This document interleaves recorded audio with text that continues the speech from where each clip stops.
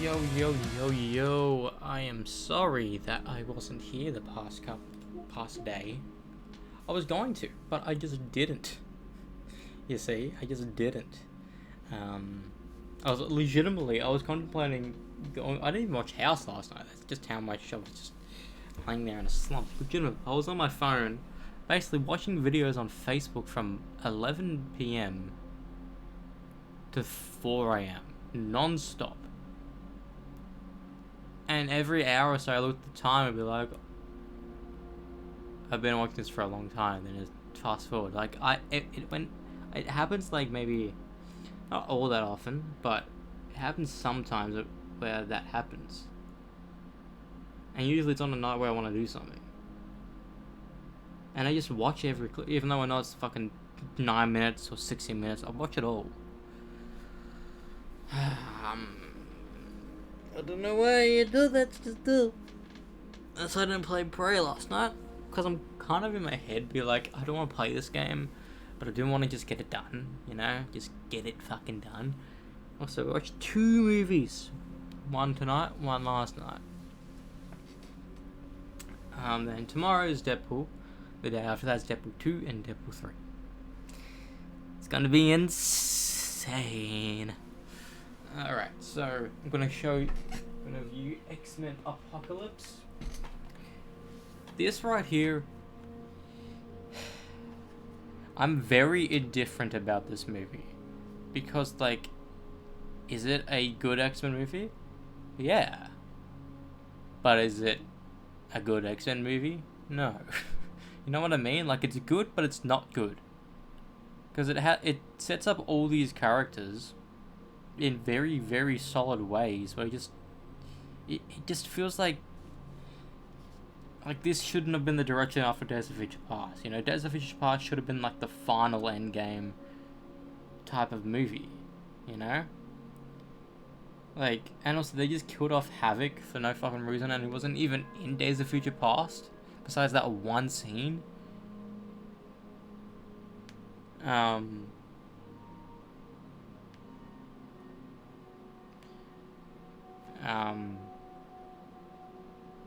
Don't really know why Jennifer Lawrence auditioned for a character in the X-Men where she knows she'll be painted blue, but complains that she was painted blue.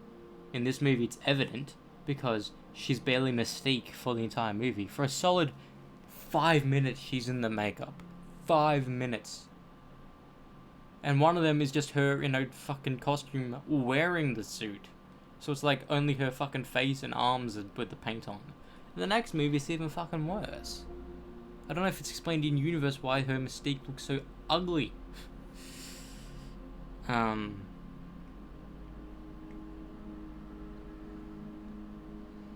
it's bizarre because Bryan Singer himself outright stated he did not like how Last Stand turned into. But then this has the same faults Last Stand did, because like it should have been this monumental film in the franchise, but like it's just objectively not a bad or not a good movie. It's just in the middle, you know. It's just an average 6.5 movie, you know. It's like I've only watched this twice now. I watched it before I watched Logan before, and now I watched it now before Logan. But like, and the only thing I remembered about going into this movie is that Metallica was in it. You know, when Angel was becoming metal, Four Horsemen was playing in the background. So those Metallica fans in the audience would be like, "Oh, cool," but then you realize, you'd be like, no wonder it's going to be in this movie. The movie's about the Four Horsemen of the Apocalypse. Why not the Four Horsemen be there?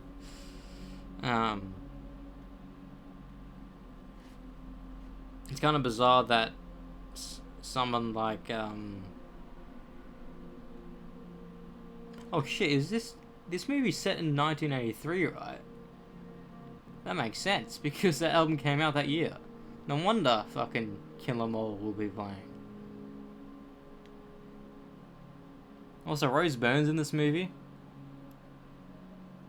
after not being in Days of Future Past, which I kind of feel is weird. Like, why wasn't she in Days of Future Past?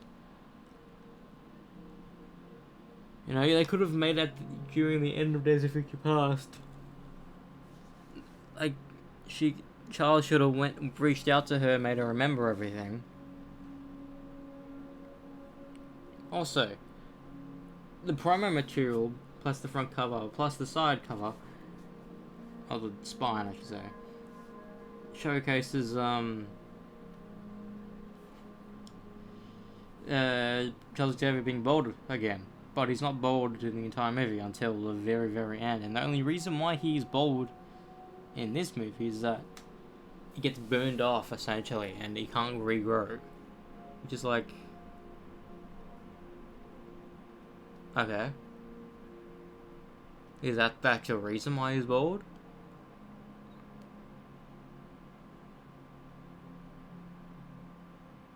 Anyways, like,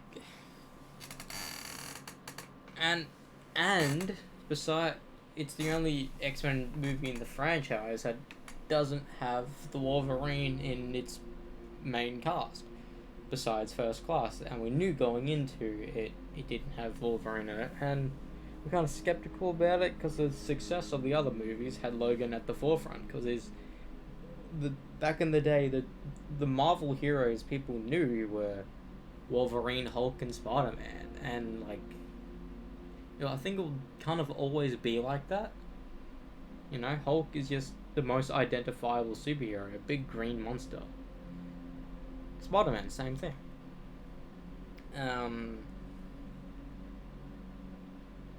It's just like, it's a movie that's so forgettable that shouldn't be, you know? Like, it's objectively a good movie, but it's just like, compared to Days of Future Past, like putting it in between Days of Future Past and Logan undershines this movie so much.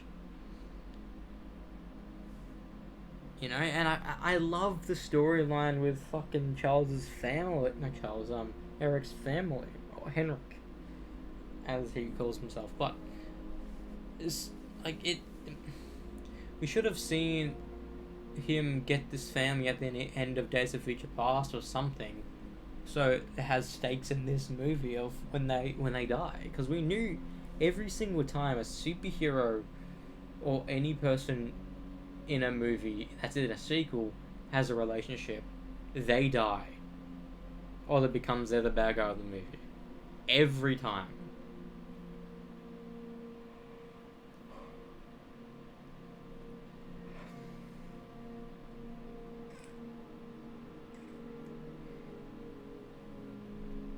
Like, it's a movie that should have been better than what it was, and I don't know why it wasn't better, because it had the exact same writer that did Days of Future Past. Or maybe it's because they always wanted to do a Days of Future Past story, and they always wanted it to be good, so they actually tried. But it's weird how they made Jennifer Lawrence just be the main actor of this movie when Mystique was never the main character, ever. Like, it was cool how she was in First Class, and I liked in Days of Future Past, which was more like her comic book counterpart. She was more of like an anti-person. She's just fighting for mutant kind, no matter the consequences. And this one, like, instead of finding Eric on her own, which she can do that, she goes to see Hank and that.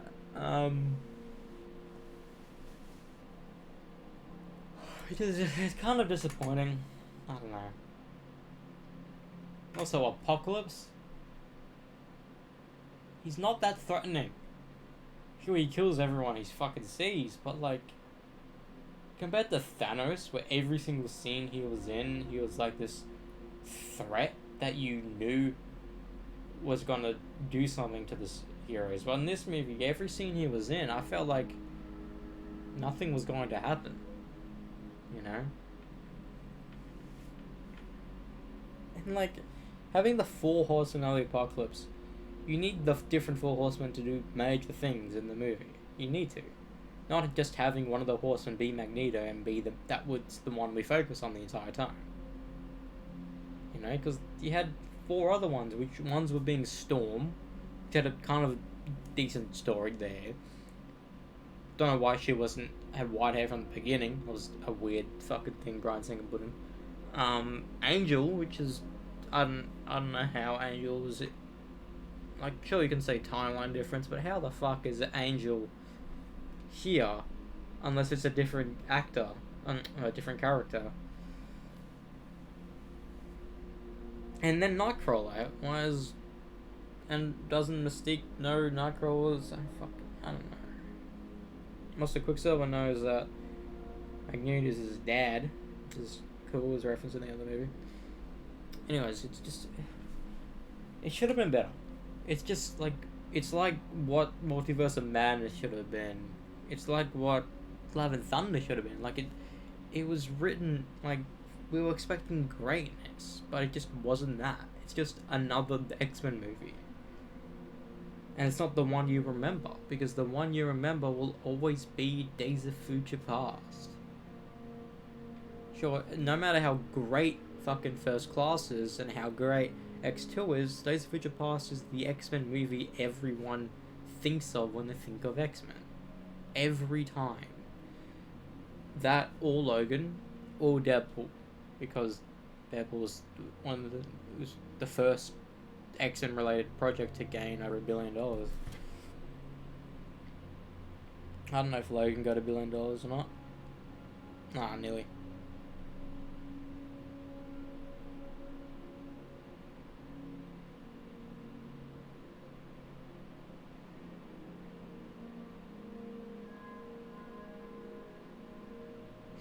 Anyways, it's a decent 6 to 6.5 out of 10. If it was like on Letterboxd, it's a 3 out of 10. You know, like 3 out of 5. It just should have been better.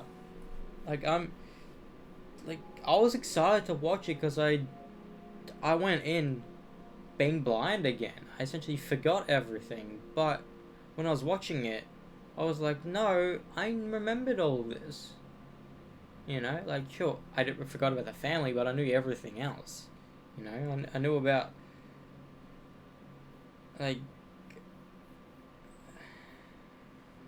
I don't know. Like, the only good thing about it is that it's so forgettable that when you rewatch it, you can rewatch it blind again, essentially. Anyways, that's X-Men Apocalypse. It's enjoyable if you like X-Men movies. I'm gonna be watching Dark Phoenix on Friday night. I don't know when, but I will be. Maybe, I don't know.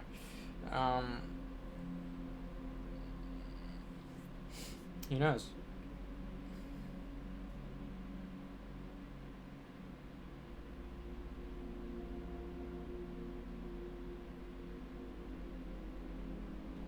Like, I mean, they set it up perfectly, having, like, I don't know why they didn't just go for a story with the X-Men in the future. Like, having a movie, even with Wolverine in it or not, that is in between the events of the ending of Days of Future Past and the beginning of Logan. You know, it would have been insane. You know, and the ending of that movie essentially be where every mutant dies. You know, sure, it's supposedly Logan's in a different universe, but like it's in a franchise. You know, it's going to be, people are going to put it into that universe. You know, even though people know it's not in a universe, people are going to put it in the timeline because it references everything else that happened in the timeline.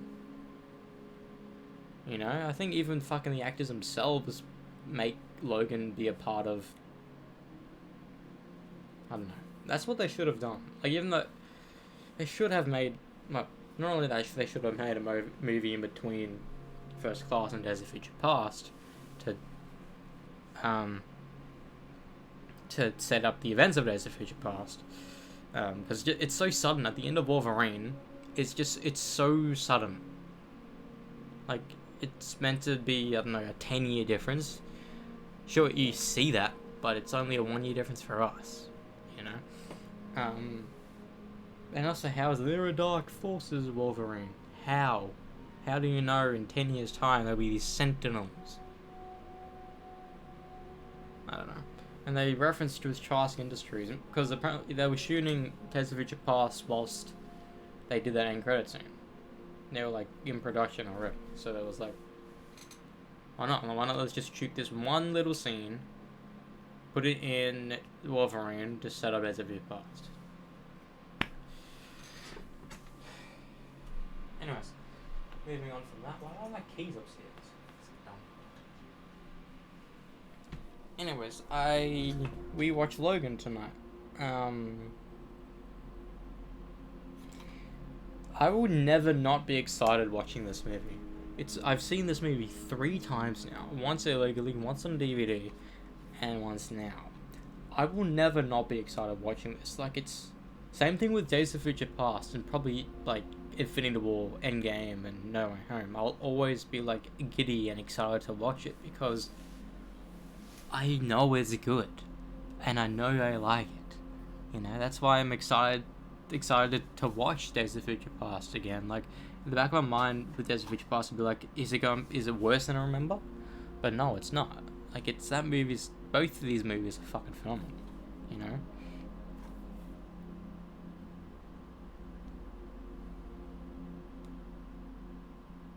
And like my one hope is that Deadpool 3 is good. Because if it's not good, everyone is gonna be disappointed. Everyone, because like we've been hyping up this movie for so long. Maybe we can hype it up for ourselves to make it better, even though it could be bad. It could, like, same thing people have said about for Spider-Man 2. We were hyped so much for that game that even though it could have been, for some people's eyes it was bad, since they were that hyped, they made it good for themselves. Maybe that's what could happen with fucking Deadpool and Wolverine. I call it DP3 because it's just easy to remember. I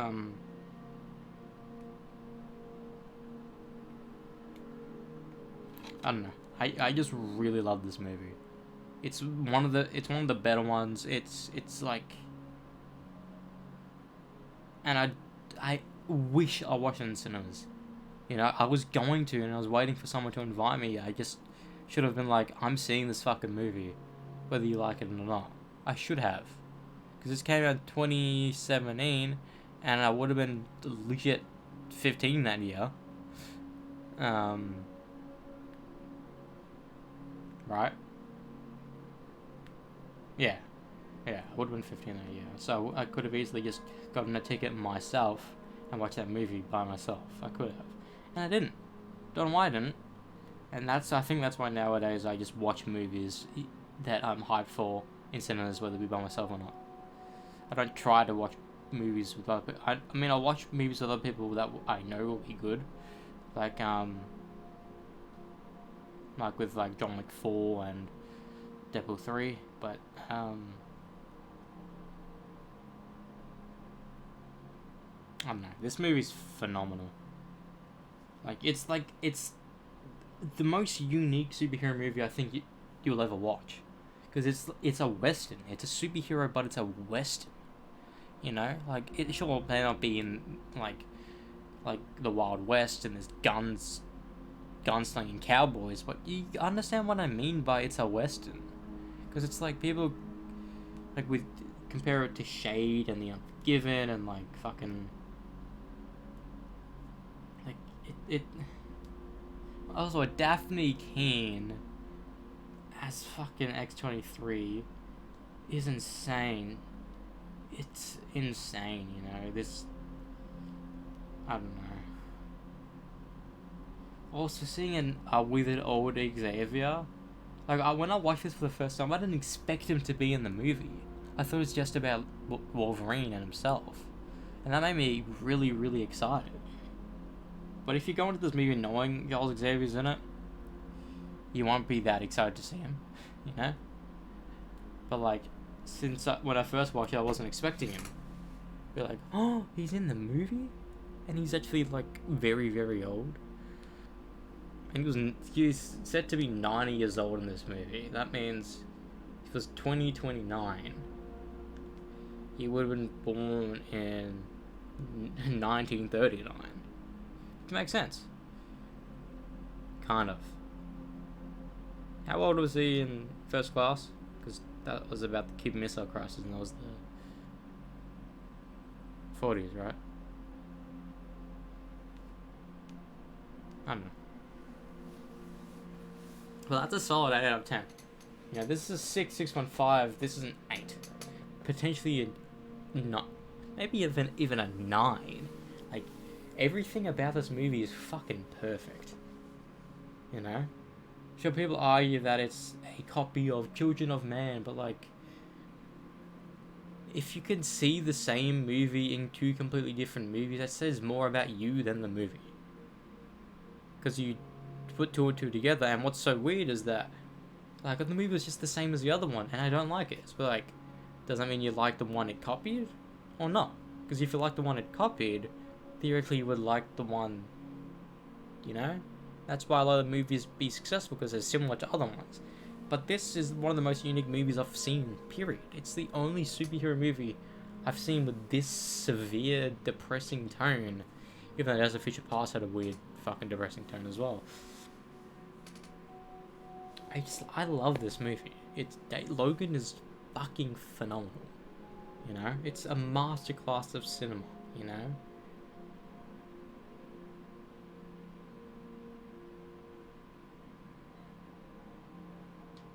And like putting it right after Days of Future Past is like two banger movies back to back, you know?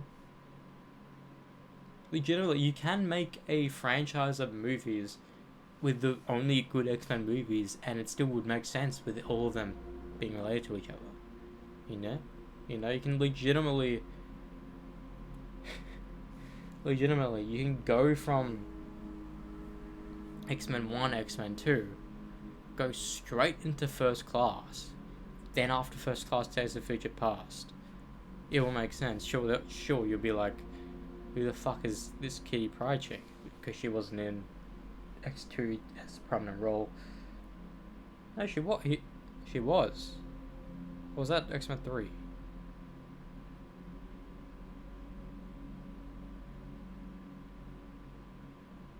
Yeah, and that was X-Men 3, because X-Men... Yeah, it was X-Men 3.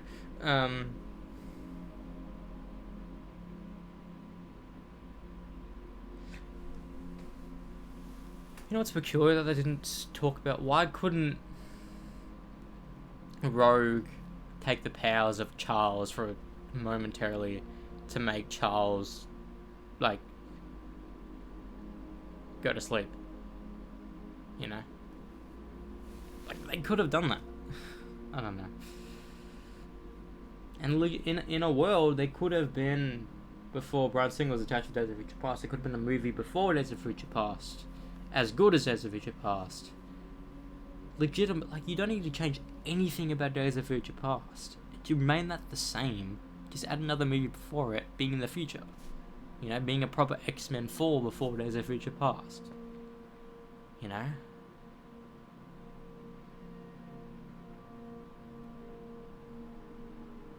Days of Future Past is fucking... I'm so glad I'm going to be watching it again soon.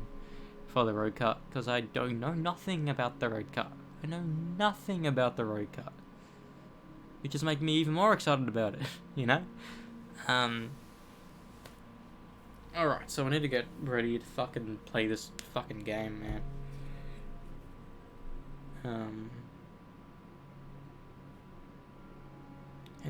Legitimately, I need to continue my fucking written reviews of these fucking movies, because I need to do Last Stand, X-Men Origins Wolverine, First Class, The Wolverine, A Quiet Place, Day 1, Bad Boys 1, Bad Boys 2, Bad Boys for Life, Bad Boys Ride or Die, Days of Future Past, X-Men Apocalypse, and now Logan. That's 12 movies I need to do reviews for. And I was going to start a couple days ago, just didn't. It's now been a month to the day that we watched Last Stand.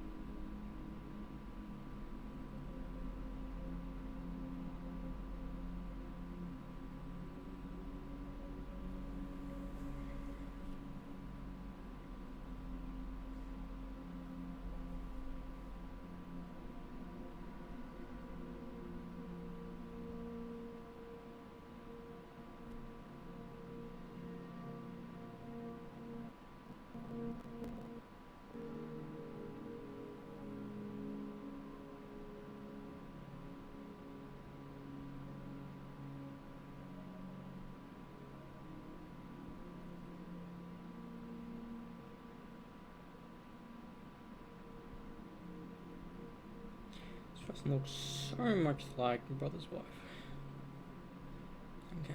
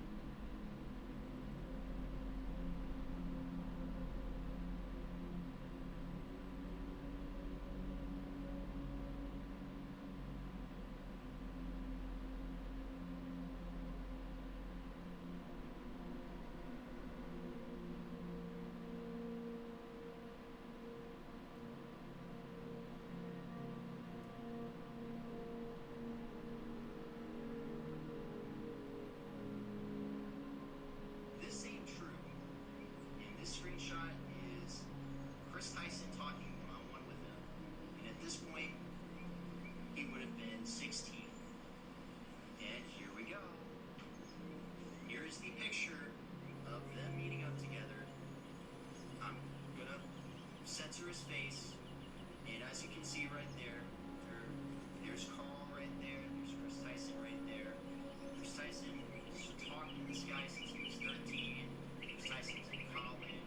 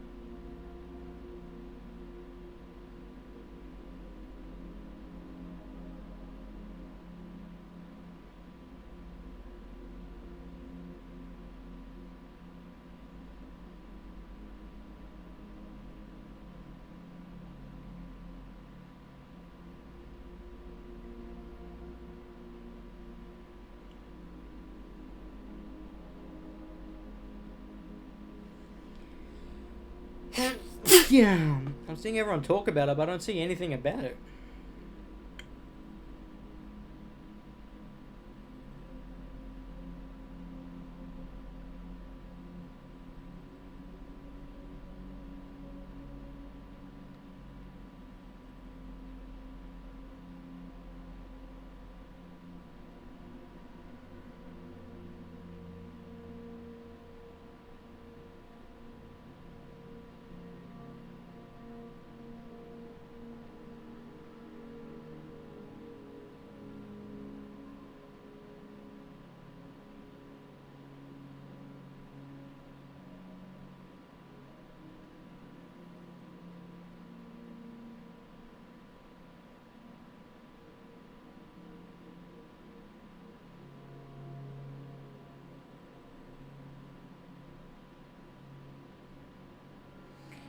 Well, then again, it could be a picture of some noodles.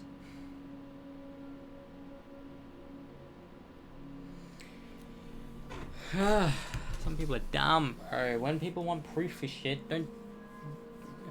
I don't know. Also, like, it's so bizarre when someone is not defending someone, but someone is outright saying this didn't happen, and you're telling lies, and everyone else is like, you're a victim.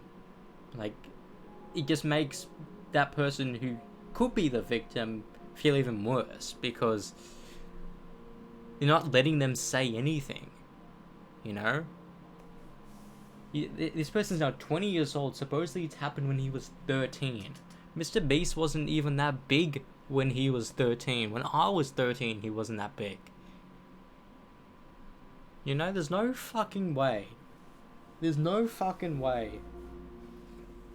And besides, boo-hoo fucking a YouTuber go like Cole Jacobs and that are taking photos with fans. Boo-hoo. Fuck me. And literally, I'm not seeing anything. Everyone's talking about it. I'm not seeing anything about it. You know, like if people are complaining on Twitter, they should back it up with proof, and not say, "Why are you defending him?" I just want to see what's going on. I'm late to the fucking party. Like, I want to see shit. You know.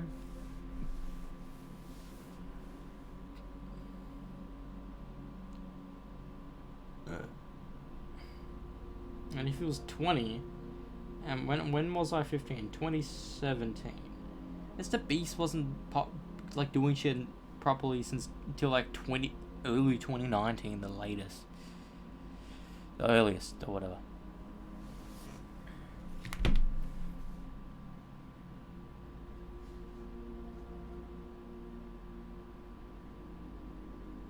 People just complain about fucking shit repeatedly.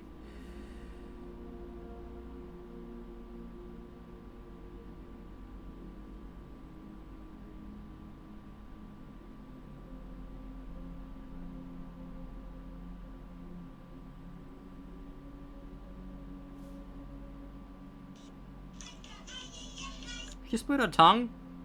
When the fuck did she do that?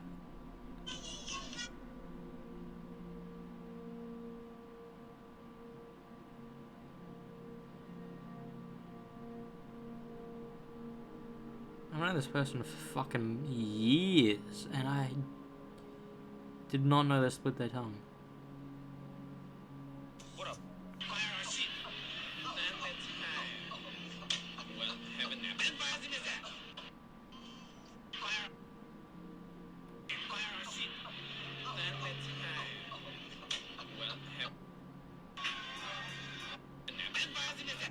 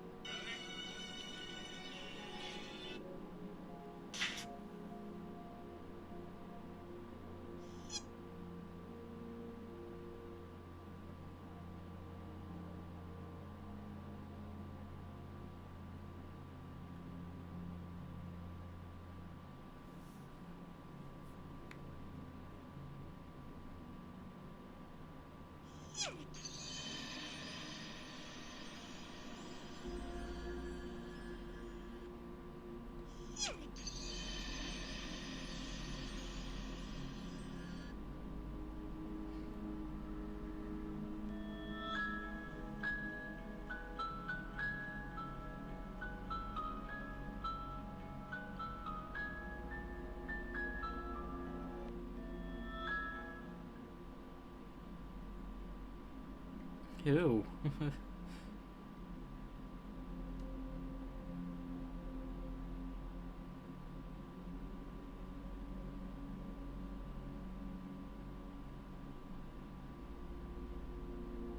Something that kind of cringes me.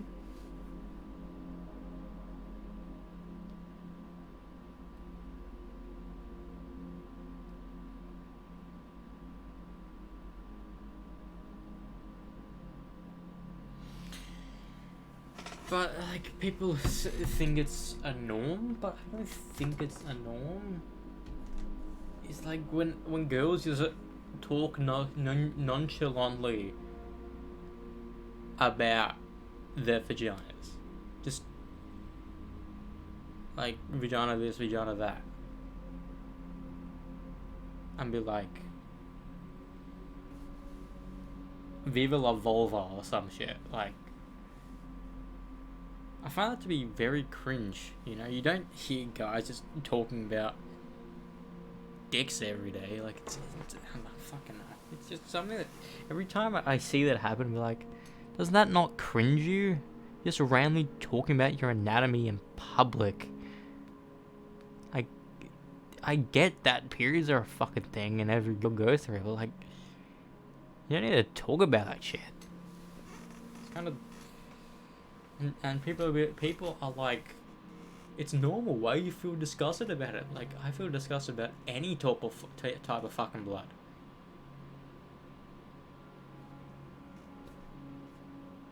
And I'm not meant to feel cringed at it.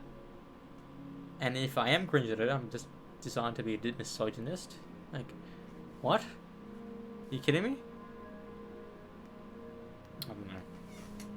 I just think about that a little bit. It's like, am I not allowed to cringe at stuff that I find cringed? cringy, you know.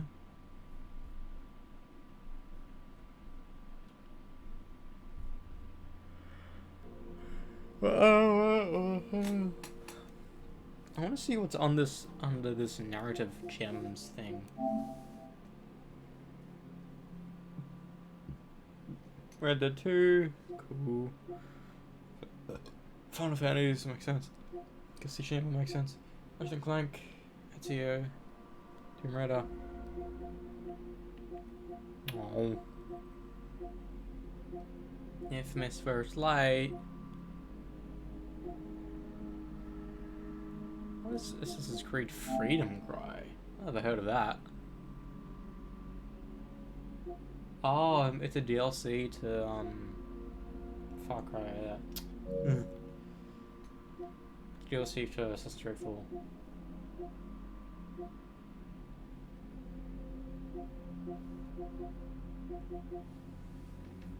Wow.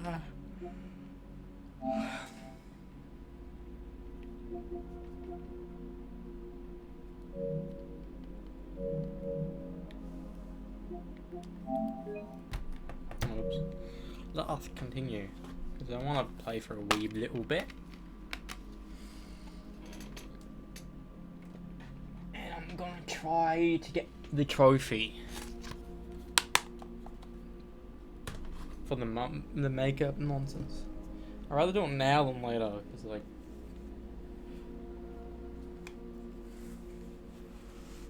as well.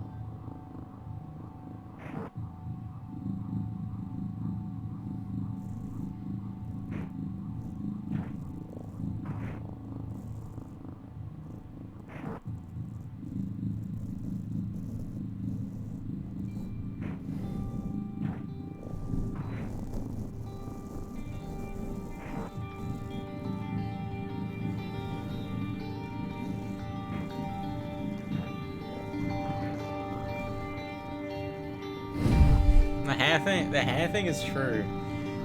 It's like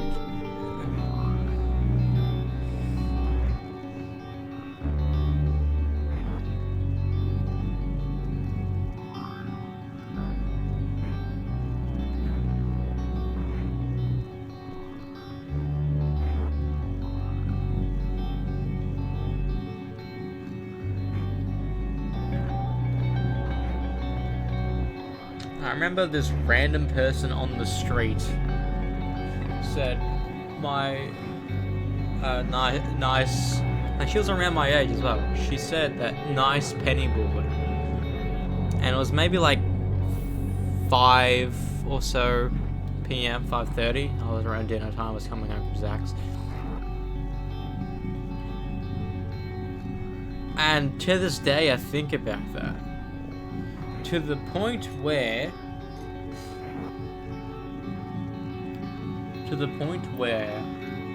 at that very same time, the next couple of days, I was coming home that same route, that same time.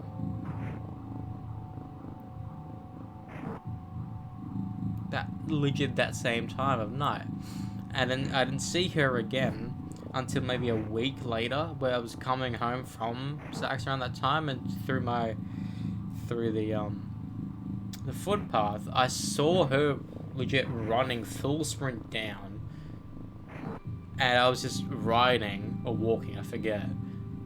And as she was running, she looked at me directly, and she was continuing running down like full sprint, and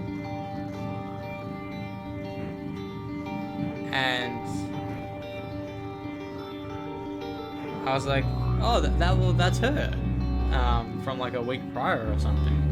Then I didn't see her again for the longest time, but I think I was riding my penny board or walking Nelly at that time. I fucking forget. But I remember going back. I think I remember seeing her walking her dog.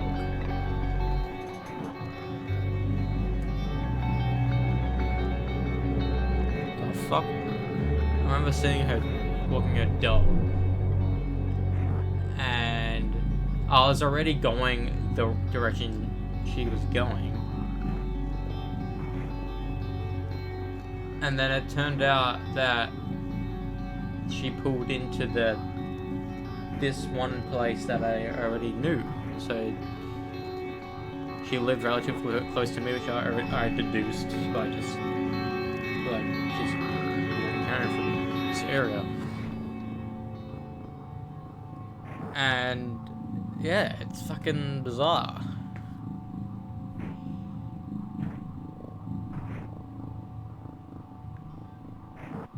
You know? And that was the last time I saw her, because I think her family was leaving that day. Or leaving that time, because I saw a sold sign, I think. I don't know. I think about that person a lot. And she wasn't even complimenting me, she was complimenting my skateboard.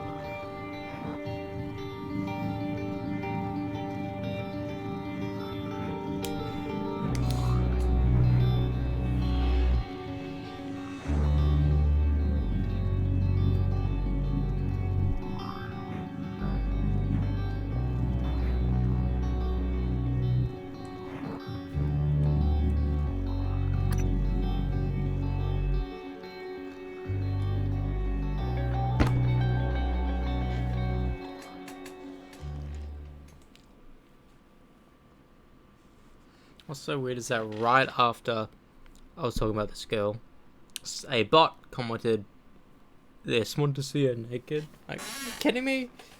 Why are these bots?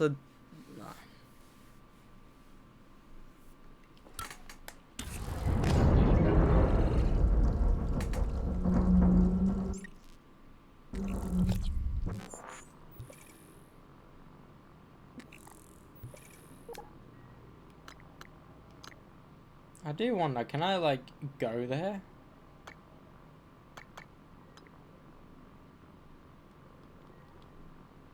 I do wonder if we get the ability to teleport everywhere.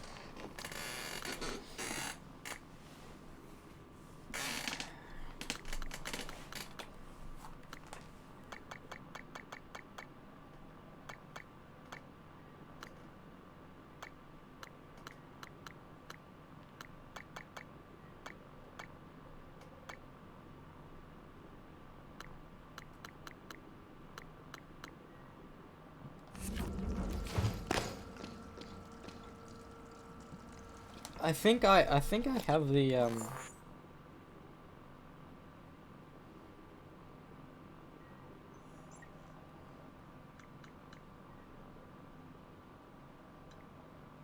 Kinetic Blast 1, which I have.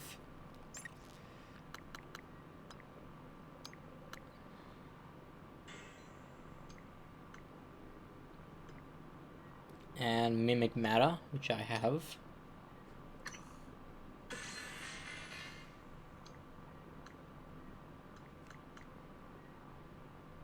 And Remote Manipulation, I have. So what I did do is I just need to run back to Neuromod. I don't know how long it's gonna take. I just need to run back there.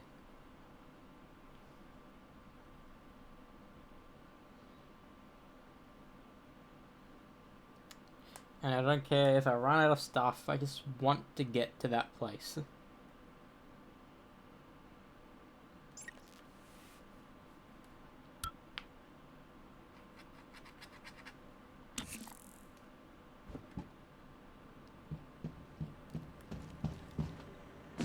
Microgravity detected.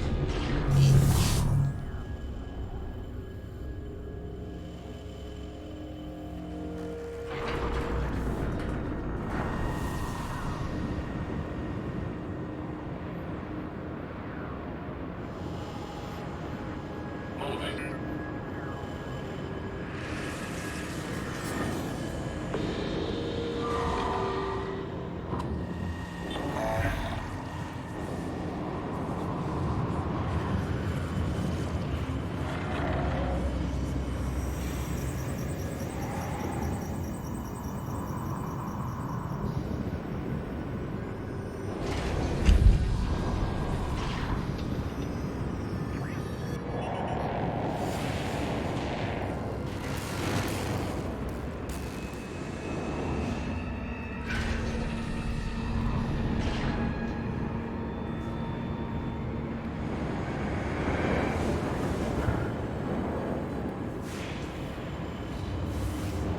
I don't know, it's just fun flying around in this game.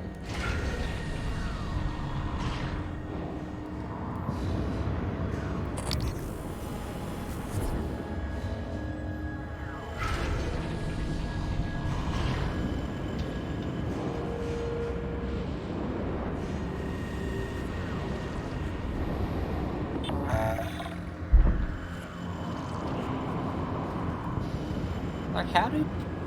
Like, I know it's like a game and everything, but how do they get this material in space? You know, how do they make it within space? Detected.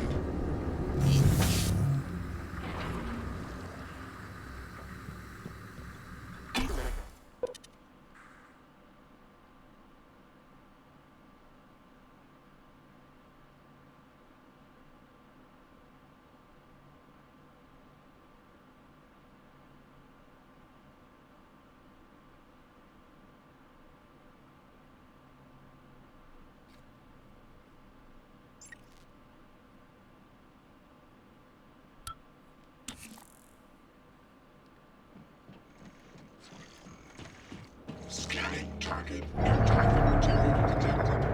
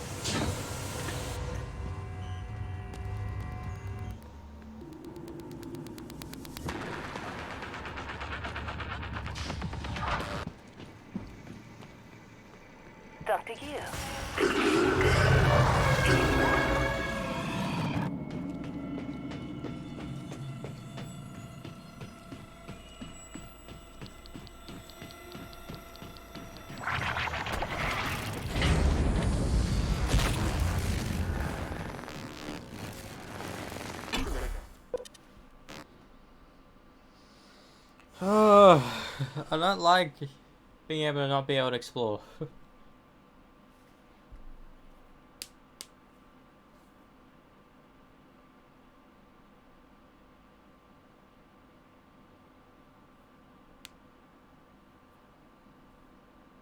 There needs to be a way to teleport in this fucking game, I swear. Just the hotkey somewhere.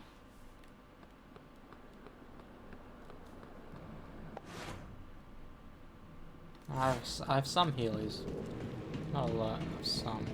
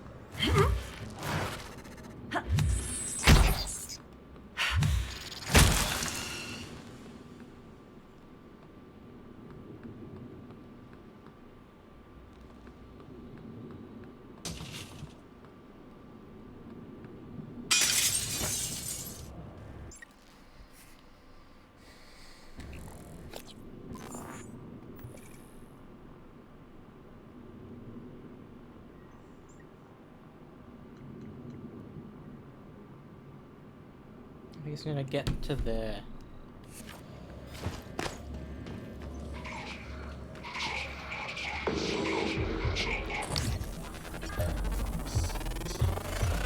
Scan complete. More specimens required.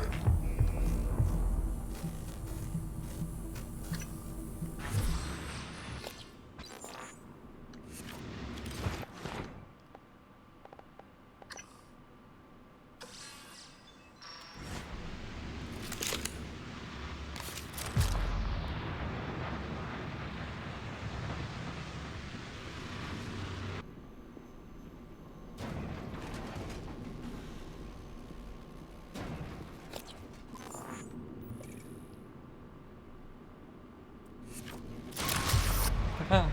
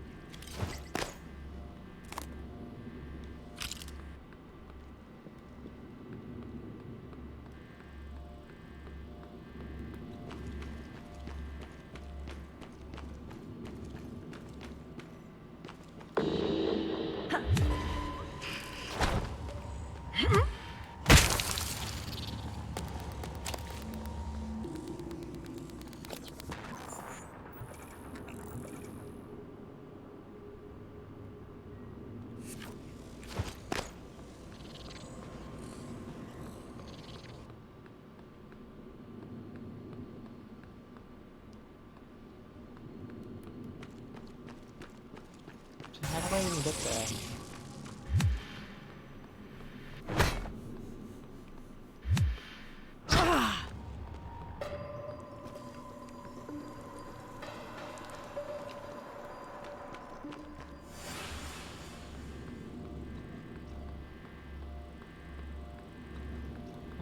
Oh.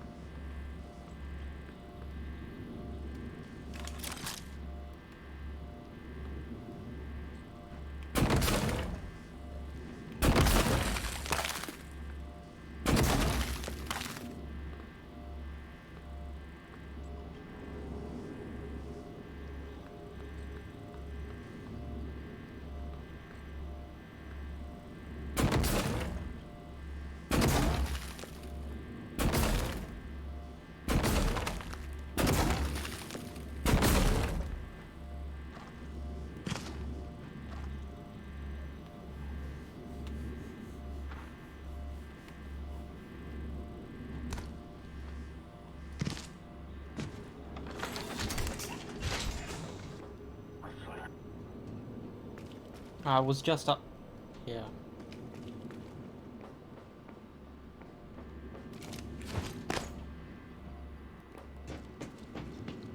Something's broken.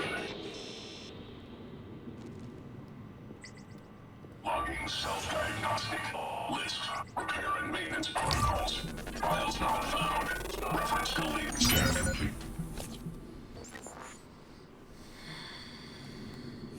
Satellite aptitude available.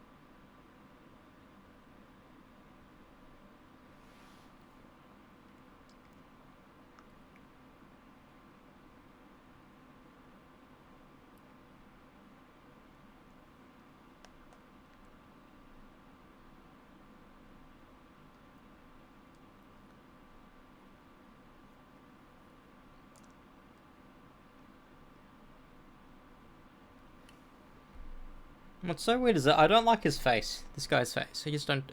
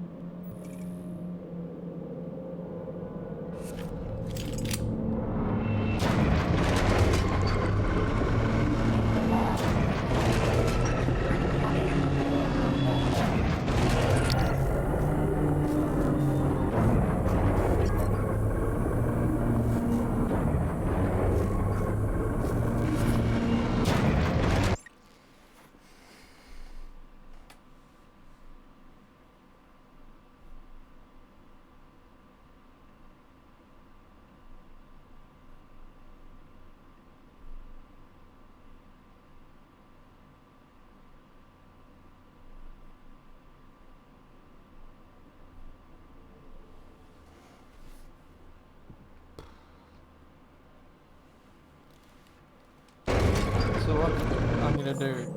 Well, first and foremost, I'm gonna heal.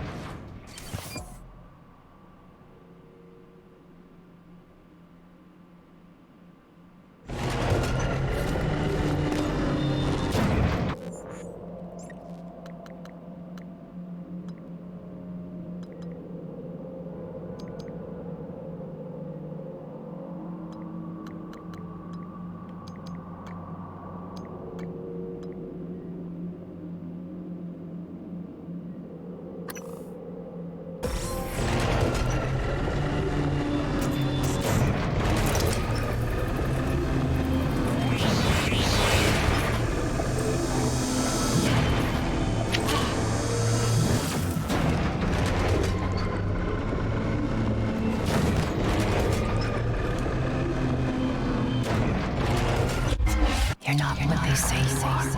Can you hear us? Rejecting the new cell lines, biting them up like an antivirus.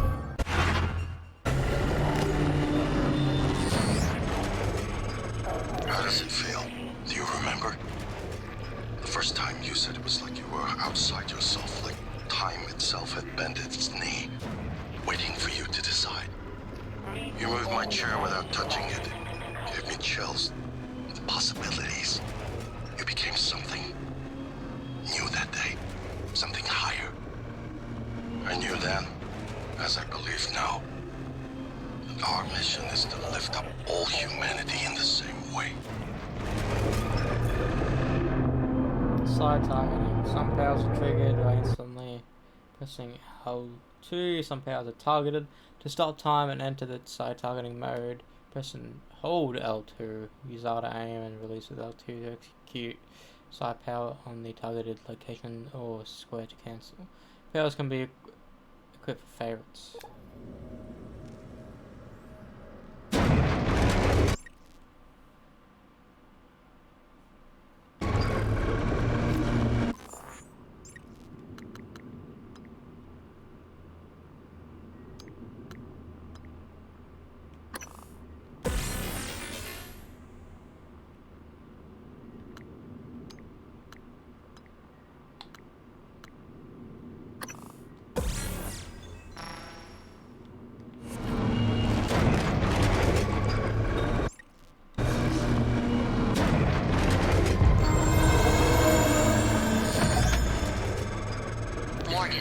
That massive typhon appeared shortly after you installed alien neuromods. You're being hunted. I warned you. Time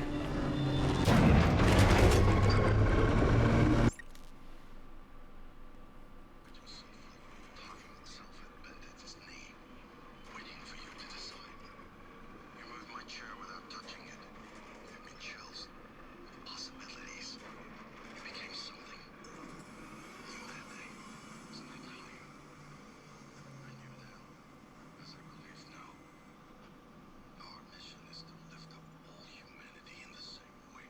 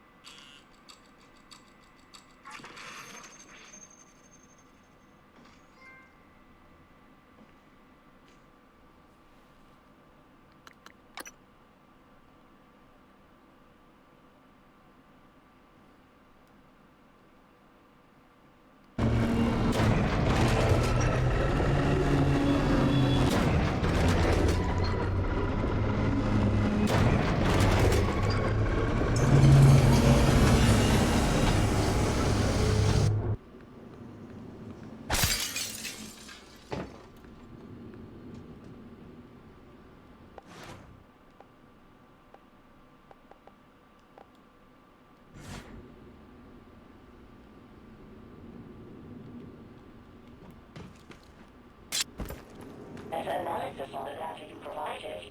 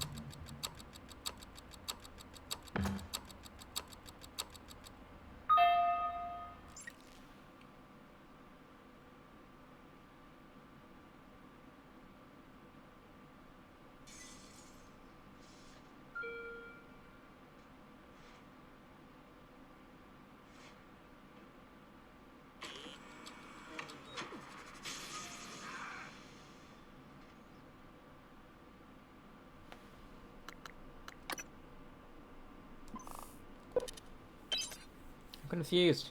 Why is it not working? I'm glad I fucking saved. Because I also want to see what this nightmare is.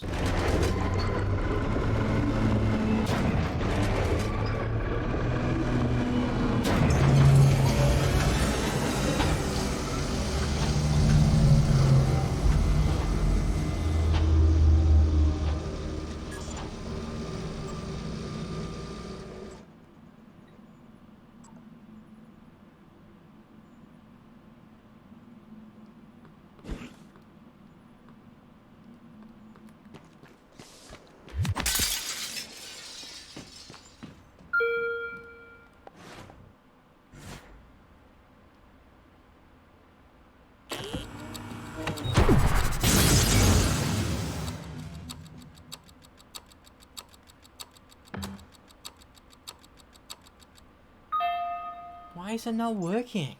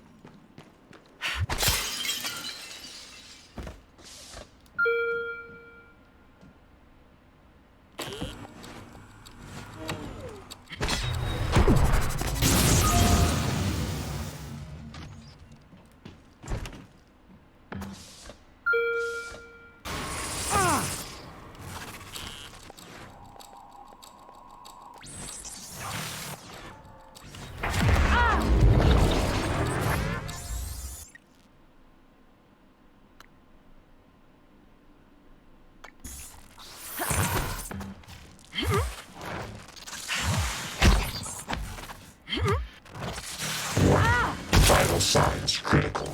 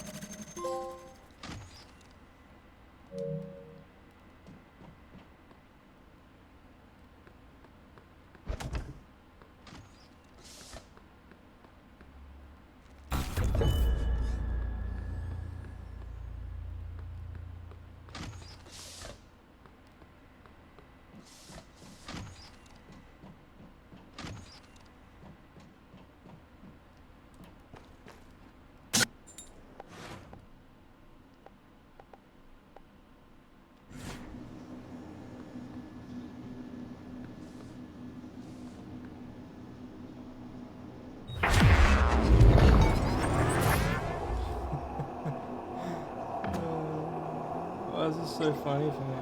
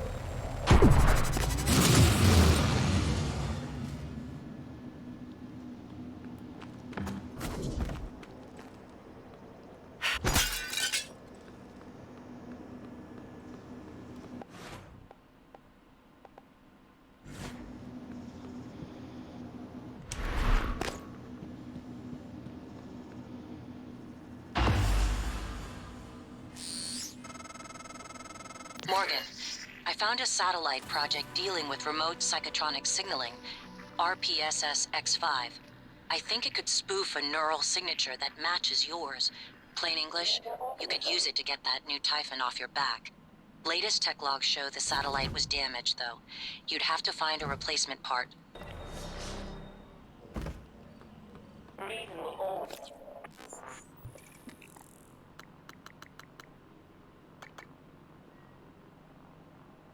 Site interaction and concussion.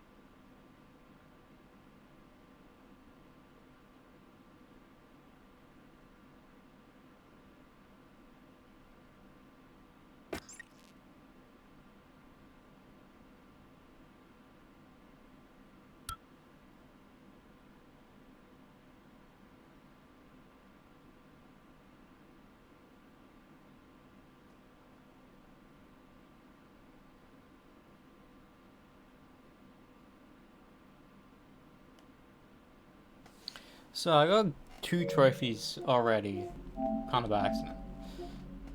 The first one was by accident. Know thine enemy.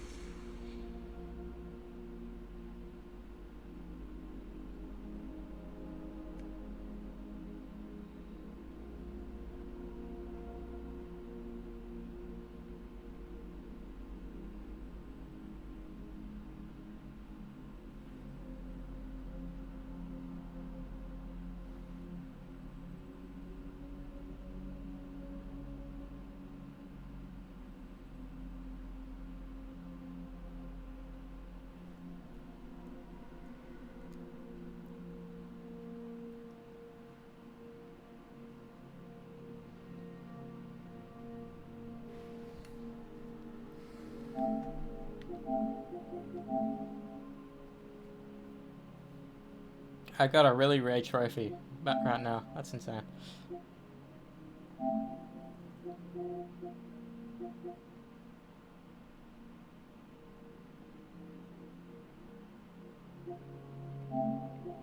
Oh, that'll be fun.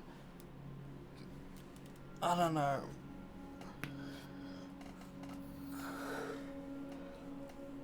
So I feel like I can't play the game properly with the way I'm getting the trophies.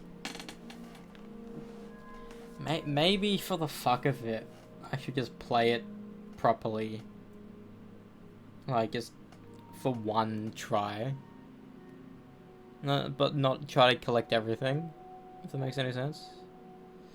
Just play the normal the story without doing any side missions. For the fuck of it. Because I want to be able to play the game properly. I don't know. I'll see where we are. Obviously I would do it before Moon Crash, but I don't know if Moon Crash has powers in it, because if the Moon Crash has powers in it.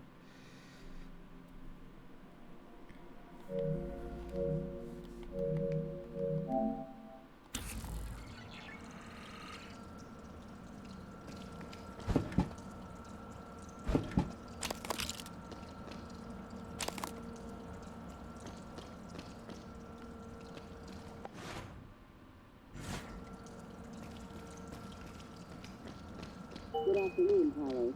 Safety aboard Talos 1 is everyone's responsibility. Send all help requests or concerns to security@transtar.com.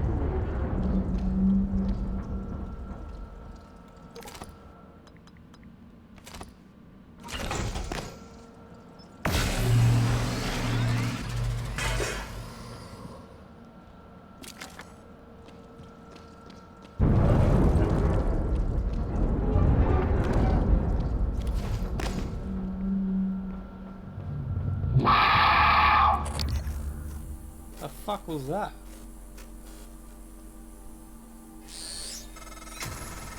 Morgan, are you alright?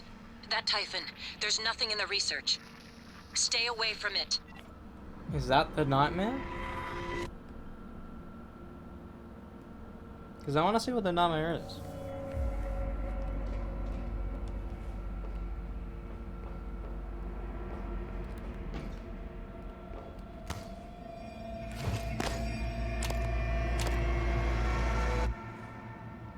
I want to see my baseball.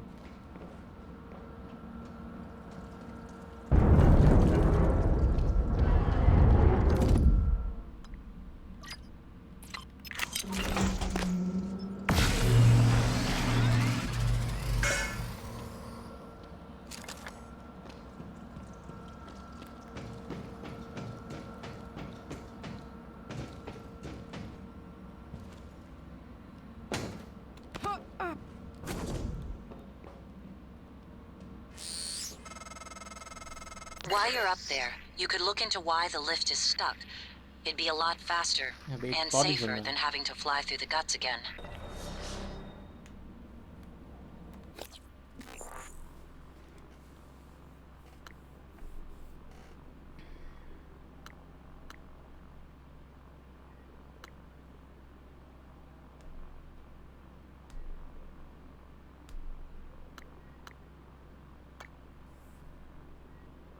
This is a very, very, very long side mission.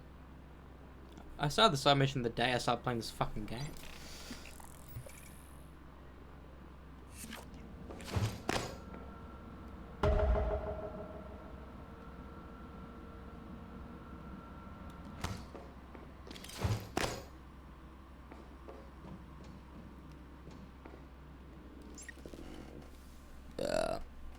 Just so happen to be.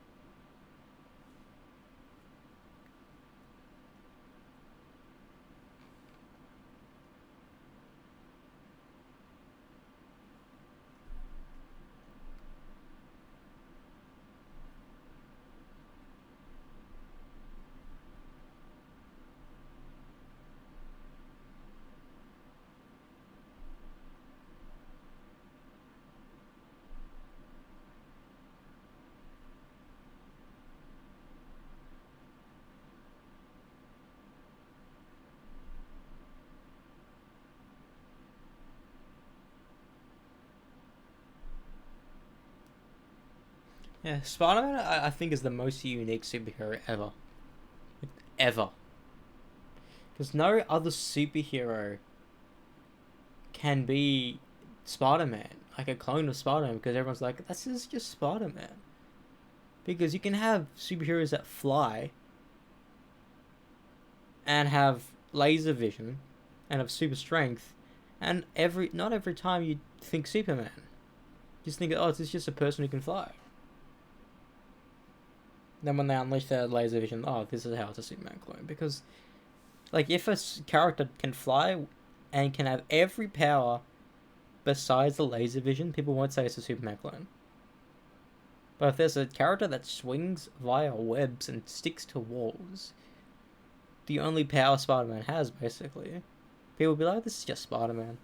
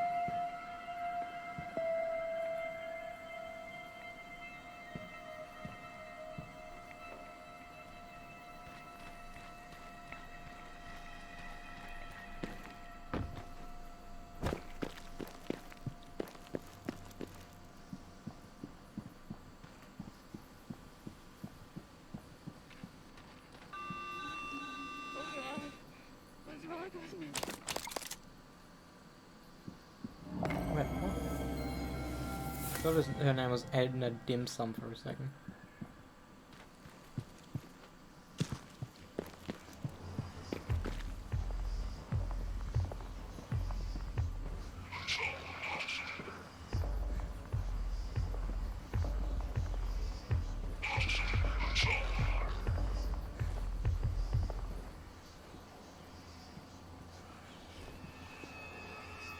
Hey! Hey, over here! Open this door! Please! There's something after me! There's something after me!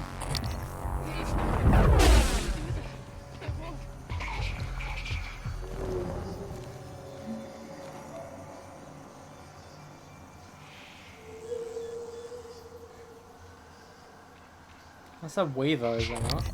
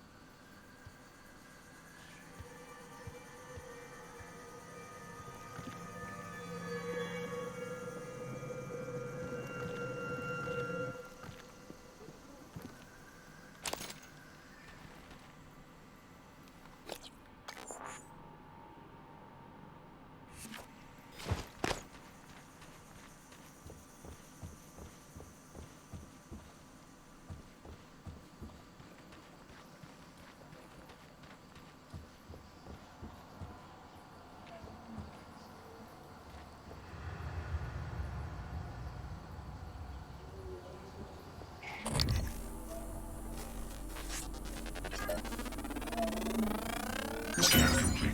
More specimens required.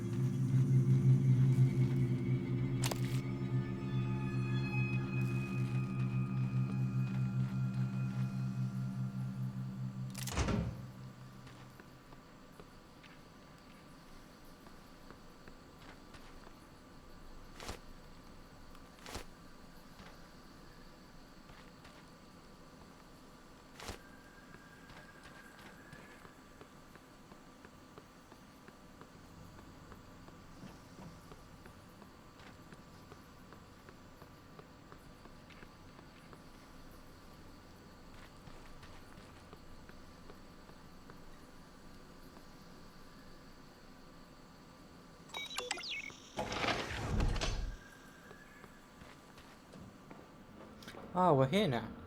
Cool.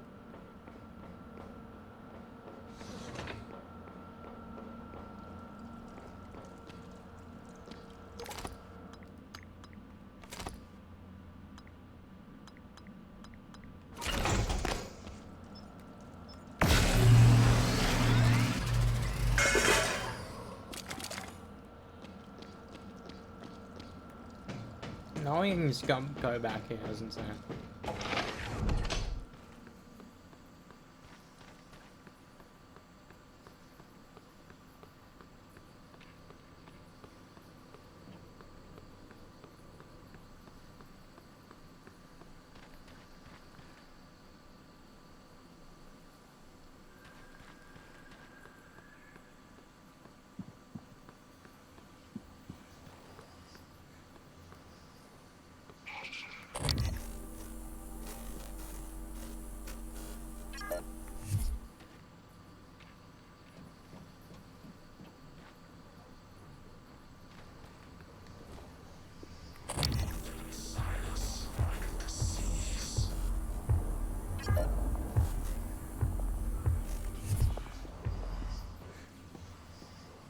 Good afternoon, Talos. Security reminder.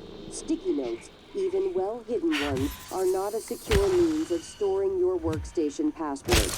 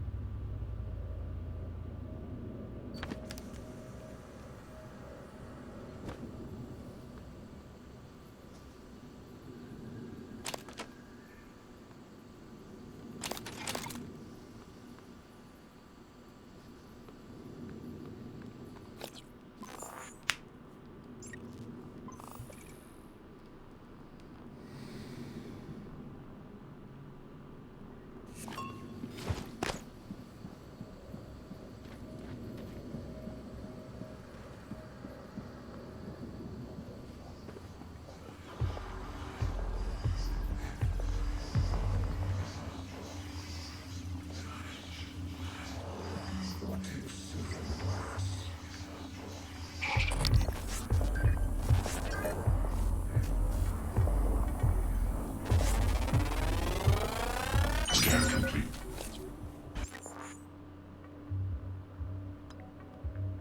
New cybernetic aptitude available.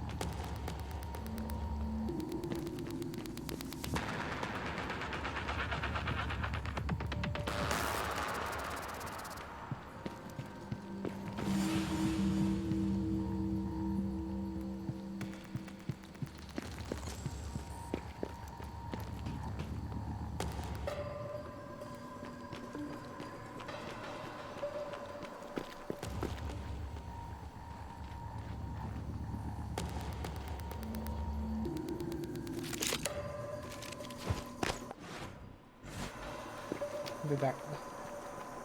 Because if I can melt down that, that'd be insane.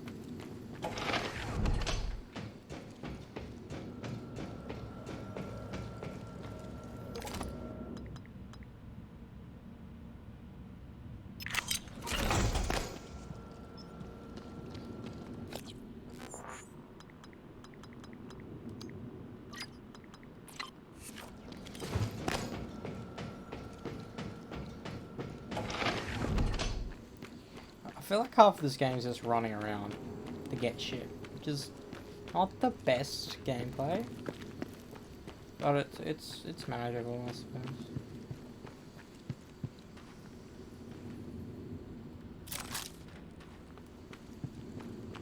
Being able to dismantle everything to get gear is such a good premise as well. Because, like, imagine in Minecraft you can utilize, like, items that are about to die, a diamond pickaxe, to, like, get a diamond back. You know how insane that'd be? So it just doesn't disappear. You know, you can get one stick and one diamond out of a diamond pickaxe.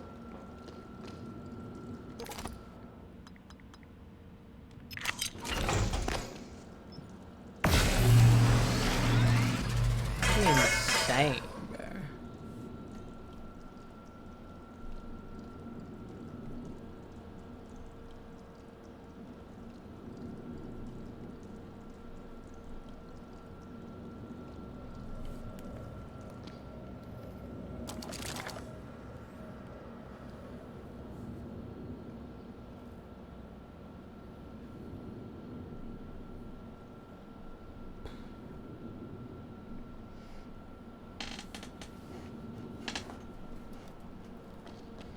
So I've explored everywhere here.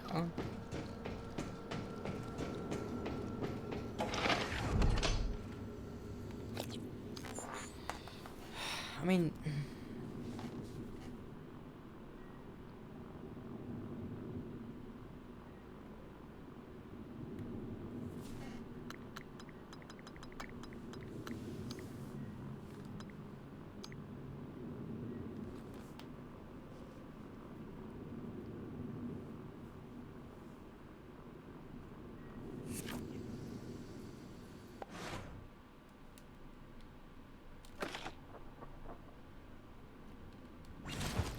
didn't really mean to do that, but...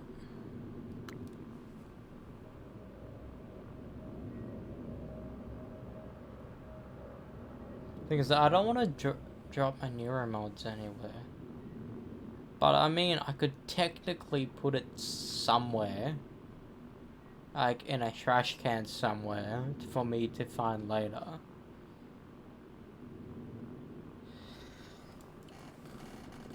Cause what else? What's a Q-beam? We have so much Q-beam fucking ammo.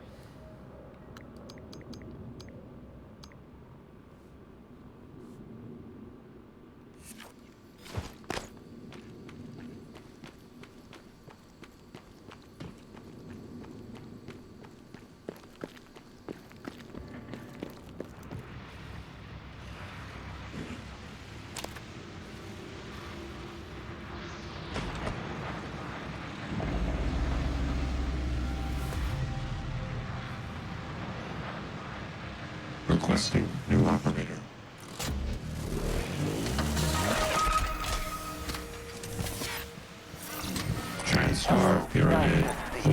Zero medical research complete. And clear of aperture.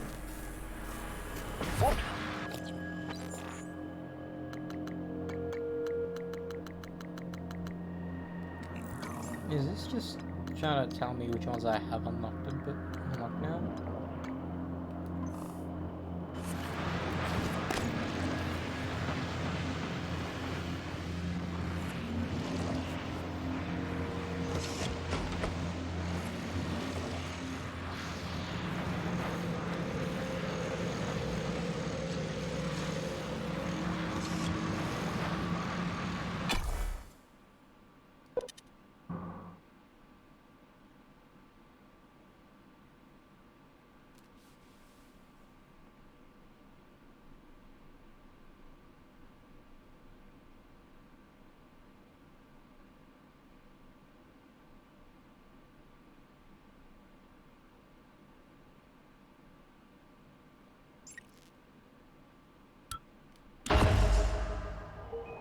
Morgan, that Typhon is an unknown type. From what I can tell, it's the source of the problem with the lift. The Phantom you unleashed in Psychotronics had similar disruptive abilities, only this one seems more powerful. Scanning it would tell you more.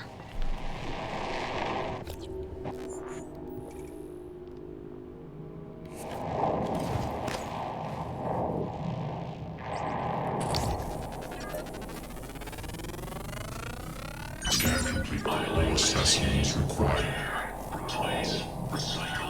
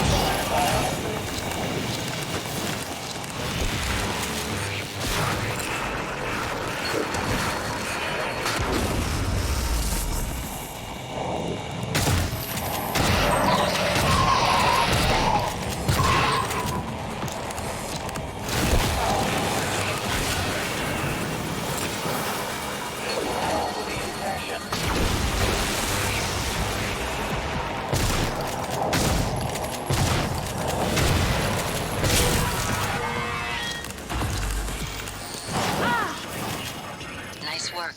The lift is responding again. That Typhon Hydra. The hardware, even the software running the system, all the way down to the machine code, reprogramming it on the fly. Fascinating and alarming. I can patch up the code.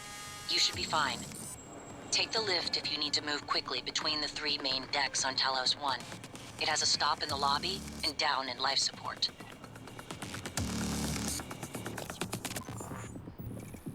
I just shotgun it up, bro. Sure, I utilized fucking 15 solid shells on it. Are you my supervisor?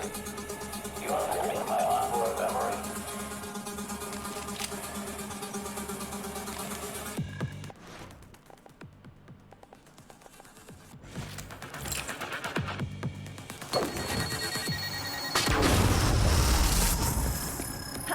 You have a choice.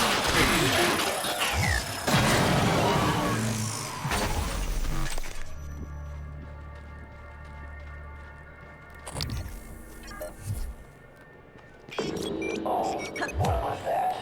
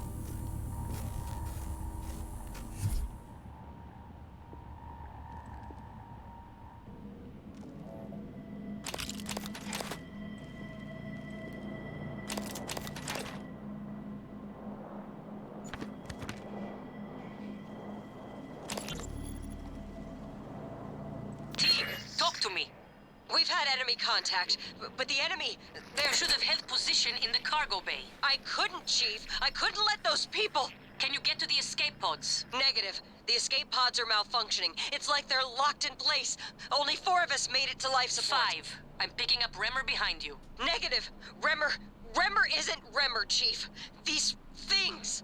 Chief, the main lift, it isn't working. We're locked out. Oh my god. Remmer's here. Stay away. Teague. Stay away.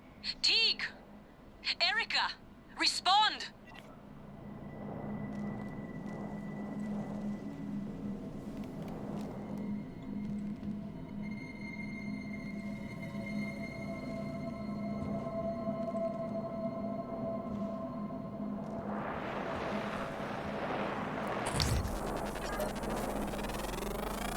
Scan complete. More specimens required.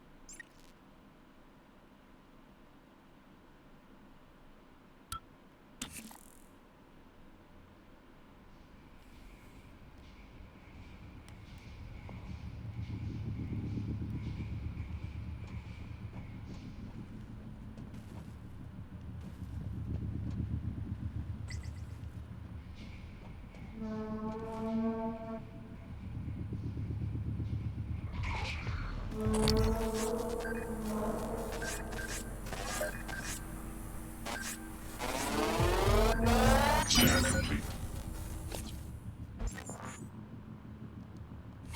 Psionic aptitude available.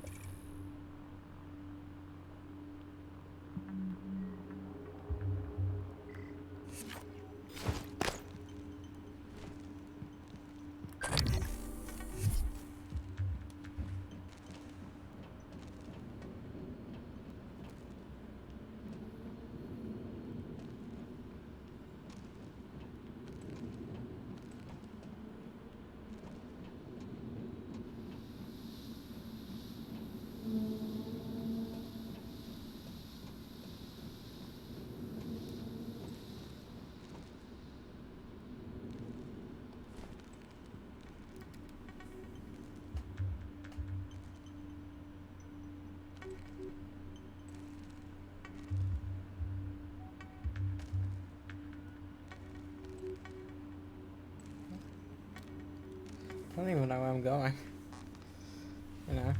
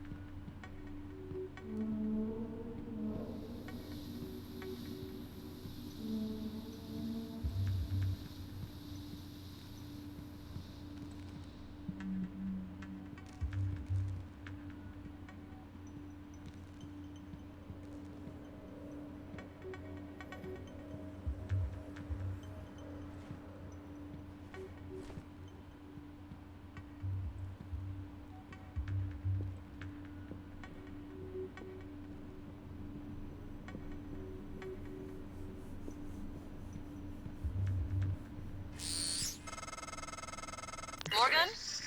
This is Chief Elazar. Morgan, cargo bay doors been sealed shut. There's creatures flooding the area. We don't want them getting out. Any more than they already have. We are safe in here for the moment. Do what you can for anyone else still out there, and maybe we can salvage this. Scan complete. More specimens required.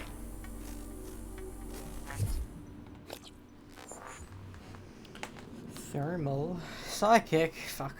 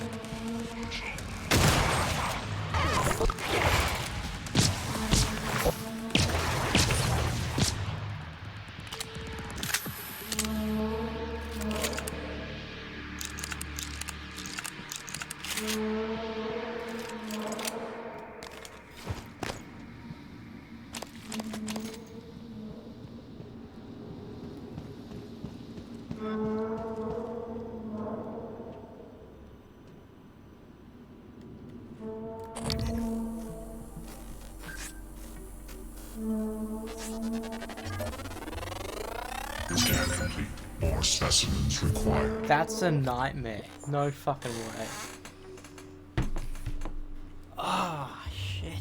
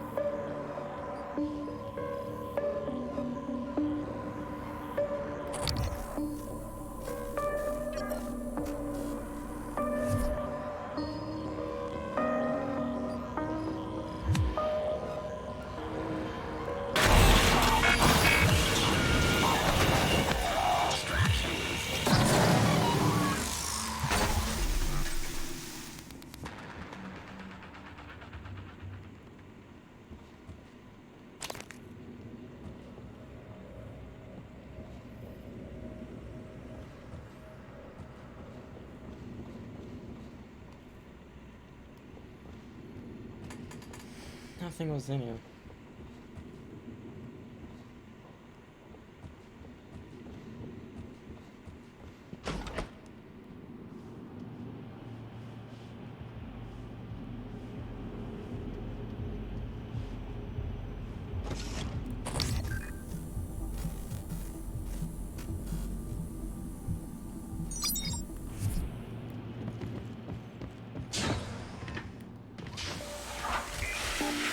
No idea what that's actually meant to do.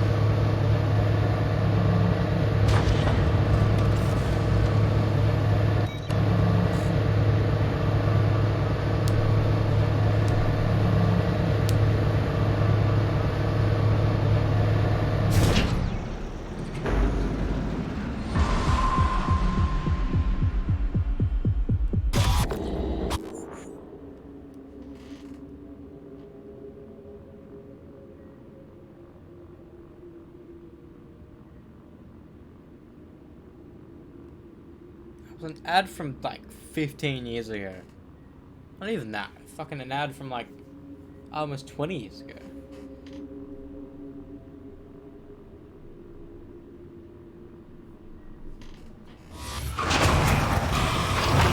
Ah.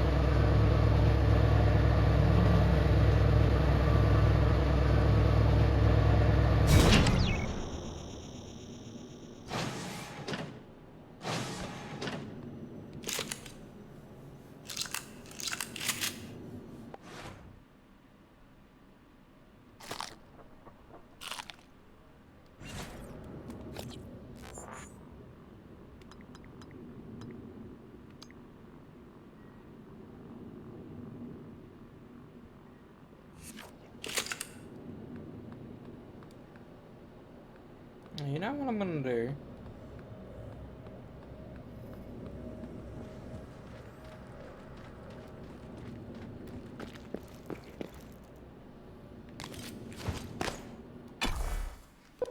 First and foremost, I'm gonna go. I'm gonna put all my neuro mods and the psi nonsense.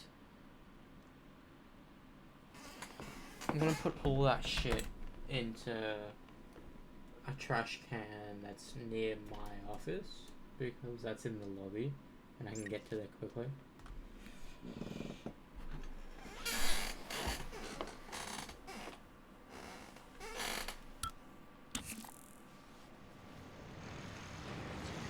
Scanning target. No alien material detected. Welcome. Maybe I can help you.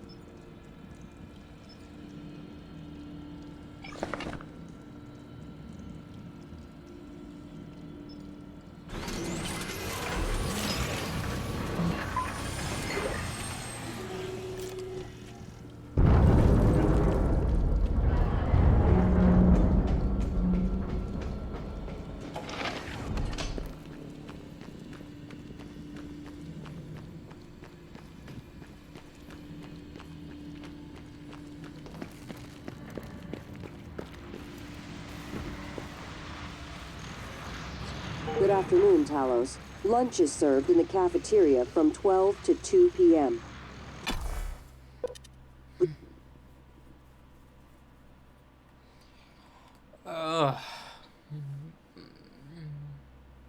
Buy a lot of games, walking simulators. I swear.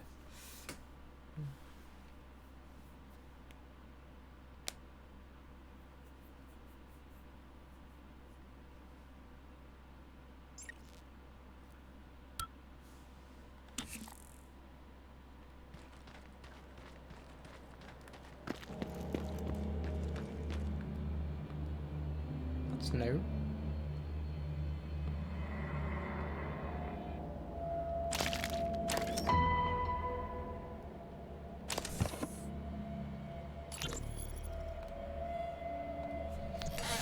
Alex! Damn it. Hold on. I'm encrypting the rest of this.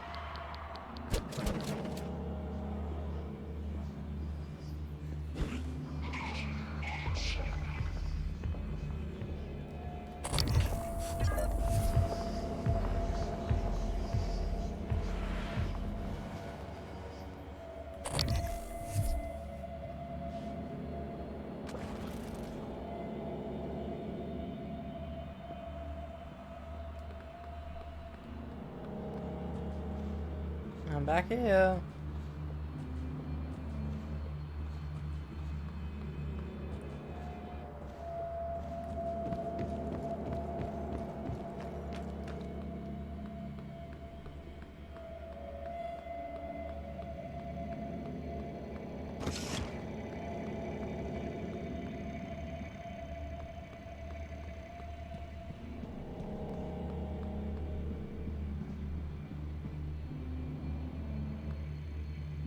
I need to test something.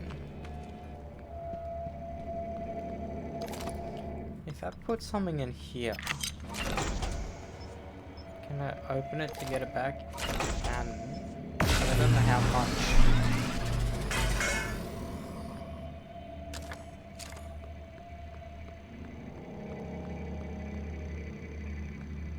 Where's your bin?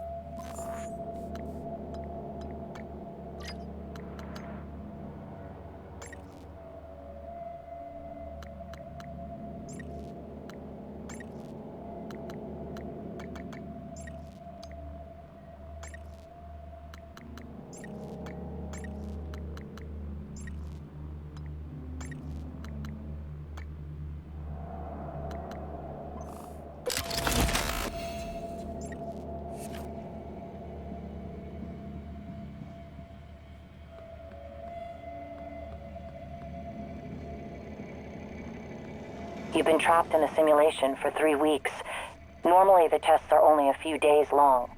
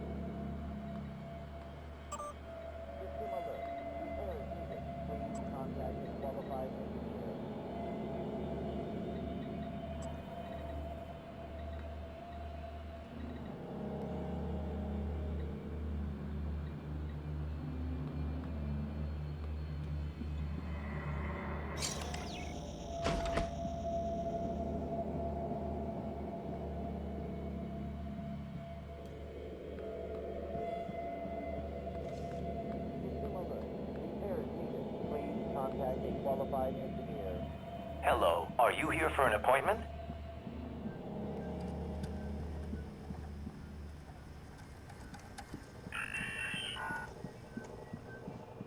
Diagnosing. Looks like you've had a rough day. Try to relax. Good as new. Don't forget to complete a patient questionnaire. Your feedback will be invaluable.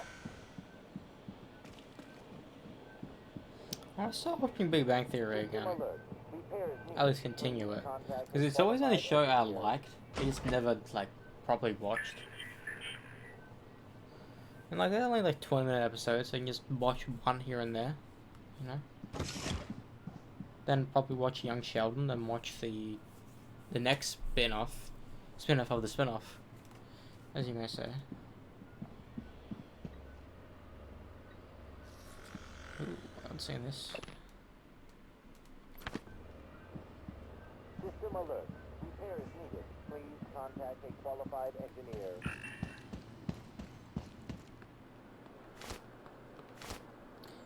He is a bin.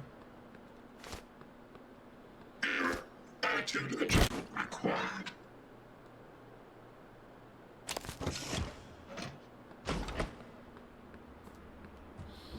Gonna bring it with me.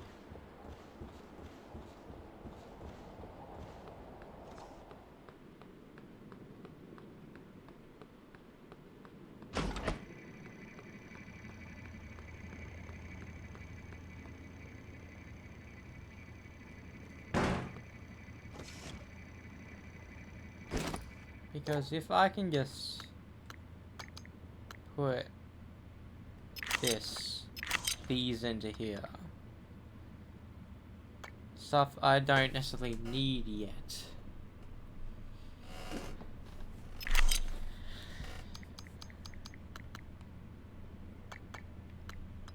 So I can have much more room.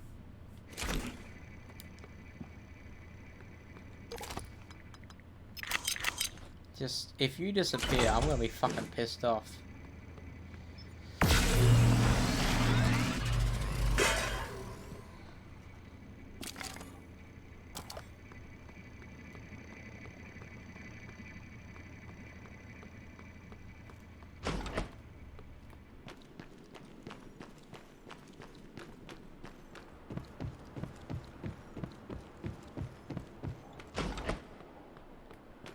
Contact a qualified engineer.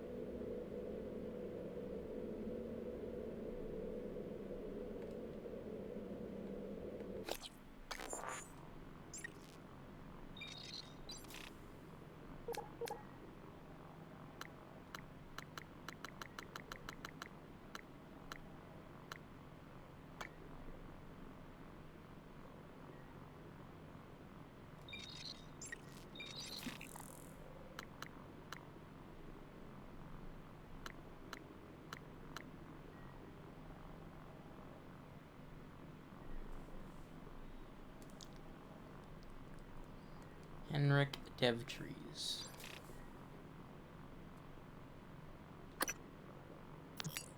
Alex! Damn it.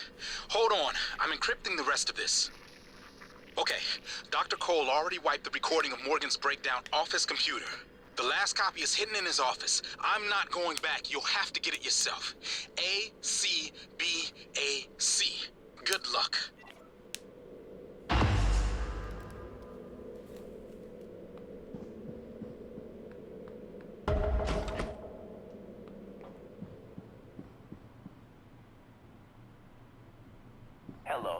you here for an appointment?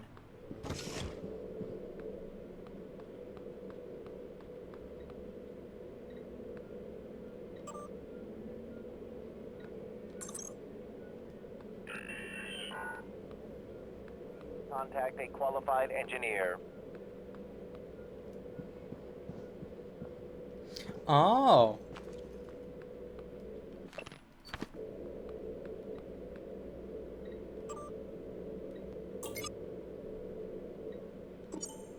A, C, B, A, C. That's what I did.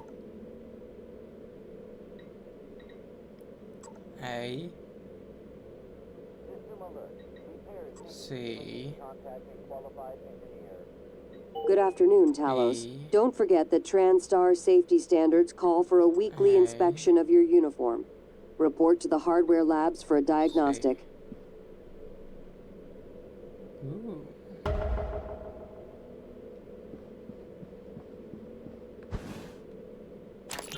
Hello, nice to see you. You seem frustrated. I have months that are just gone. Engineer. I've been listening to the logs, reading the research, playing catch-up.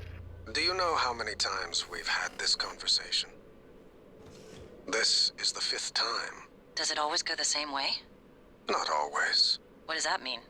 What do you think it means? I think it means you should be concerned as my counselor. You left yourself a message.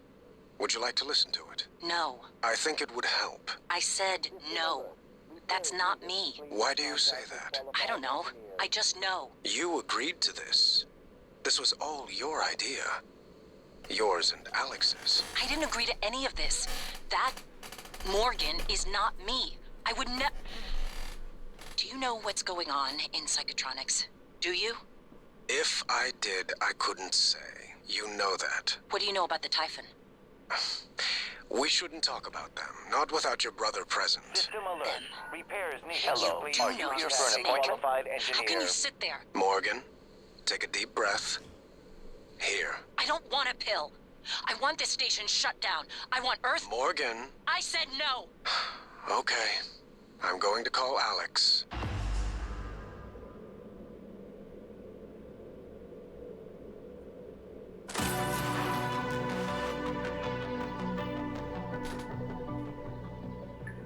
System alert. Repairs needed. Please contact a qualified engineer. Hello, are you here for an appointment?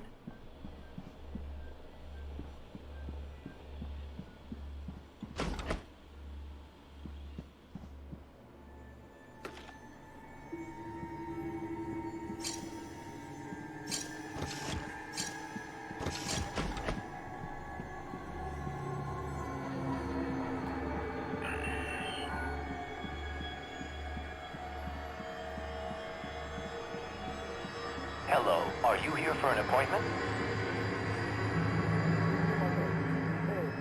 Please contact a qualified engineer.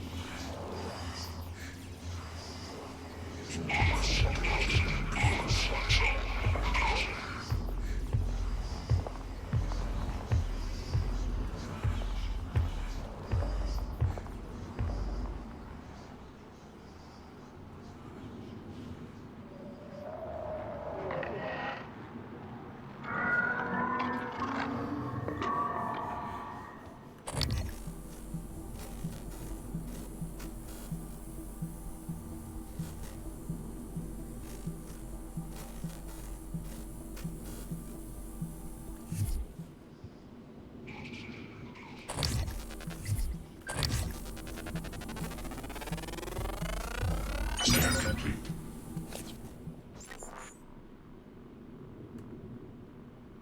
New satellite aptitude available.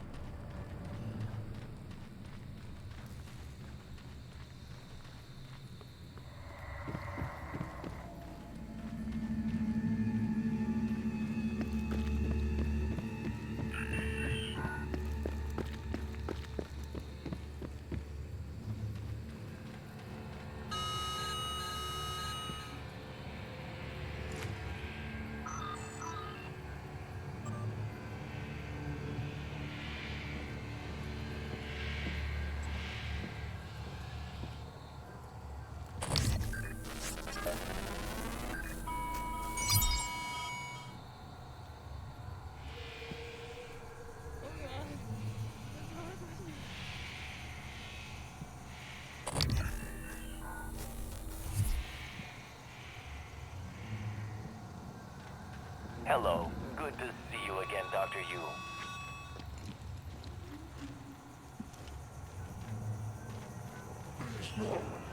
I don't want to do that. I won't.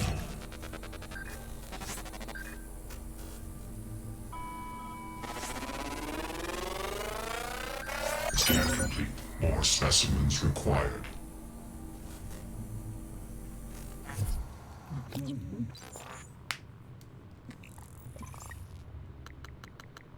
Refueling!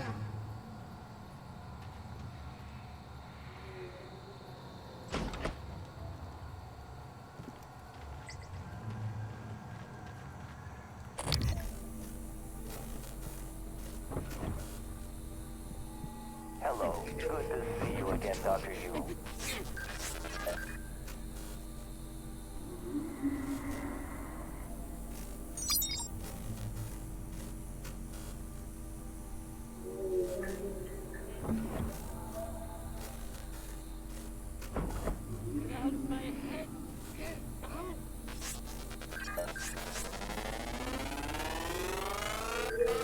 Scan complete.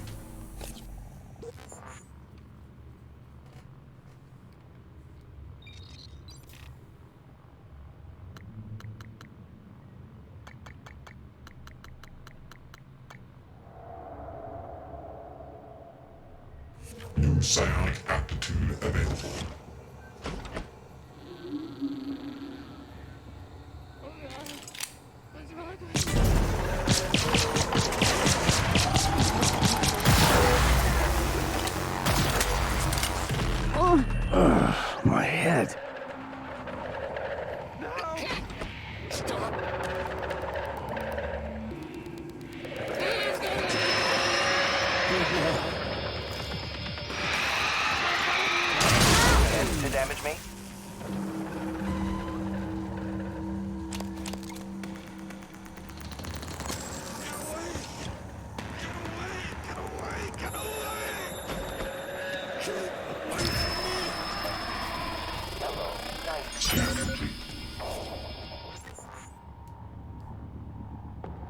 Join us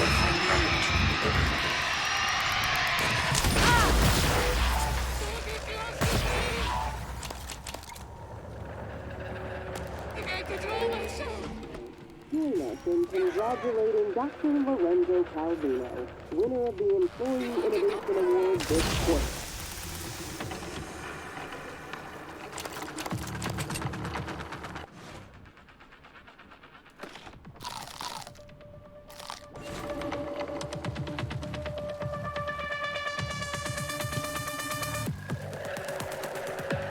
Diagnosing bruising, abrasions, fatigue. Nothing life-threatening. I'll have you feeling better soon. There. All better. Don't forget to complete a patient questionnaire.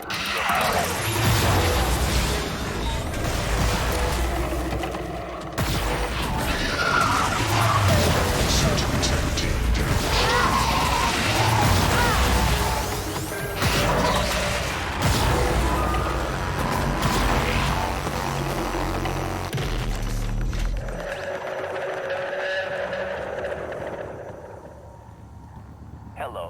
Nice to see you.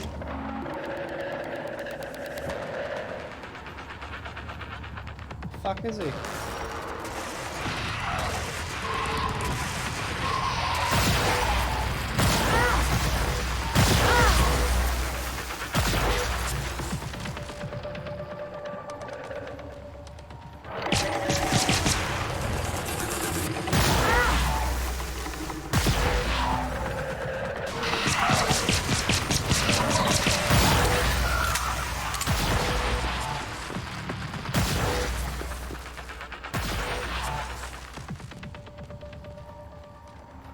Hello. Nice to see you.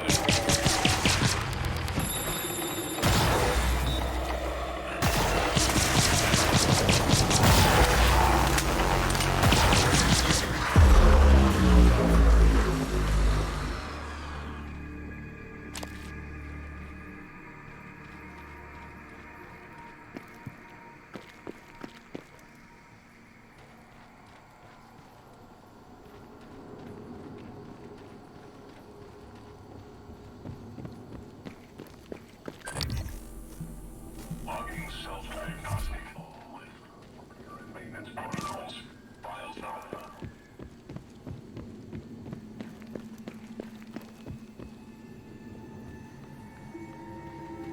Where's the bot?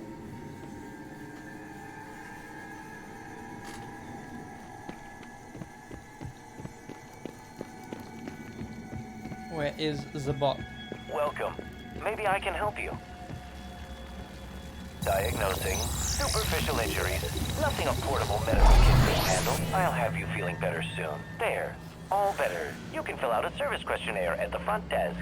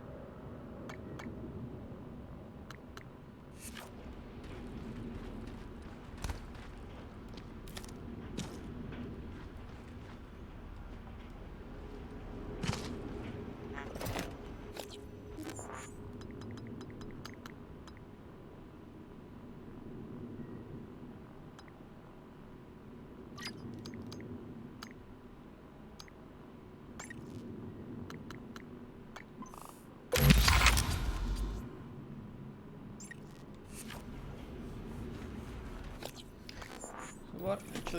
Where is it?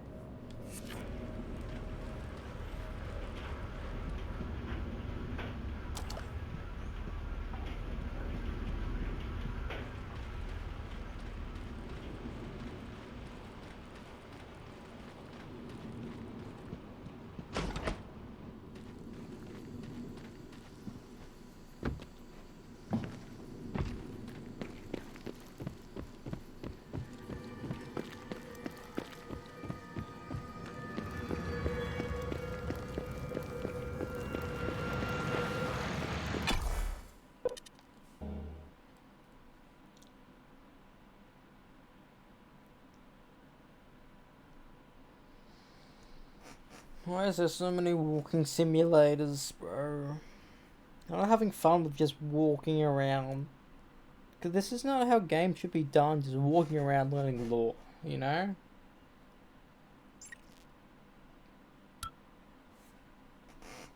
With Rise of the Ronin, I wanted to kill every fucking person.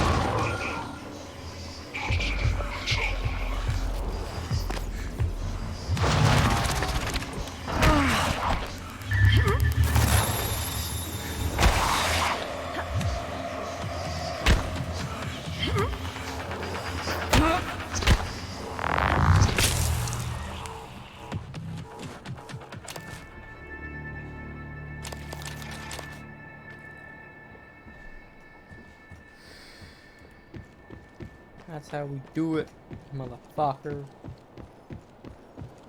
Good afternoon, Talos. Security reminder. Sticky notes, even well-hidden ones, are not a secure means of storing your workstation password.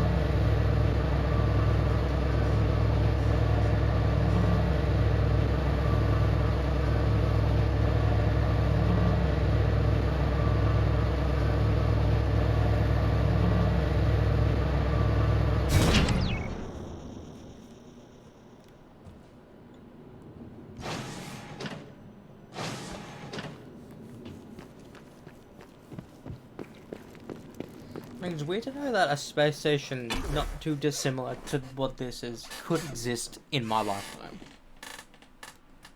Because we've been in the space age for quite a bit. Like, exploring the moon and our observable universe has been our main goal as a species since the space race. You know? And we just need a means to go to the moon and back with ease, without worrying about fuel or anything. Like utilizing this, like, the air or the non-existent air in space, because space is a vacuum, utilizing that vacuum air to propel shit will be revolutionary. Scanning target. No type of material detected.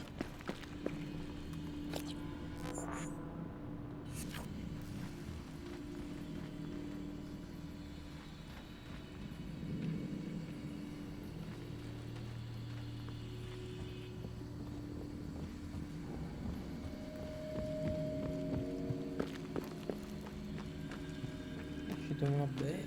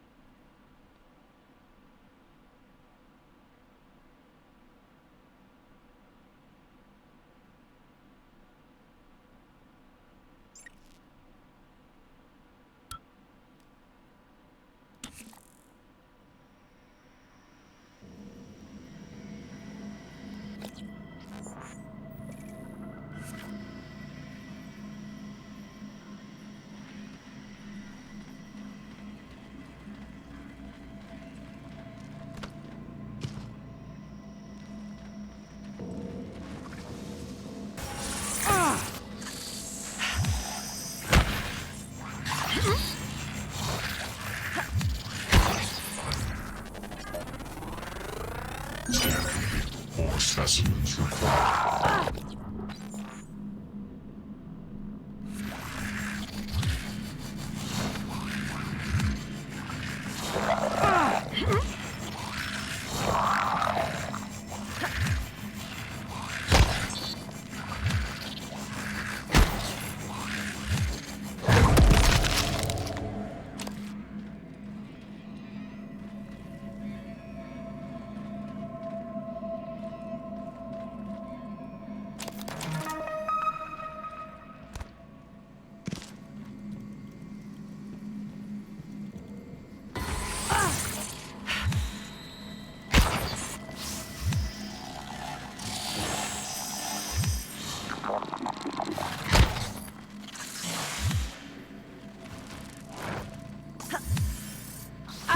Suit integrity damaged.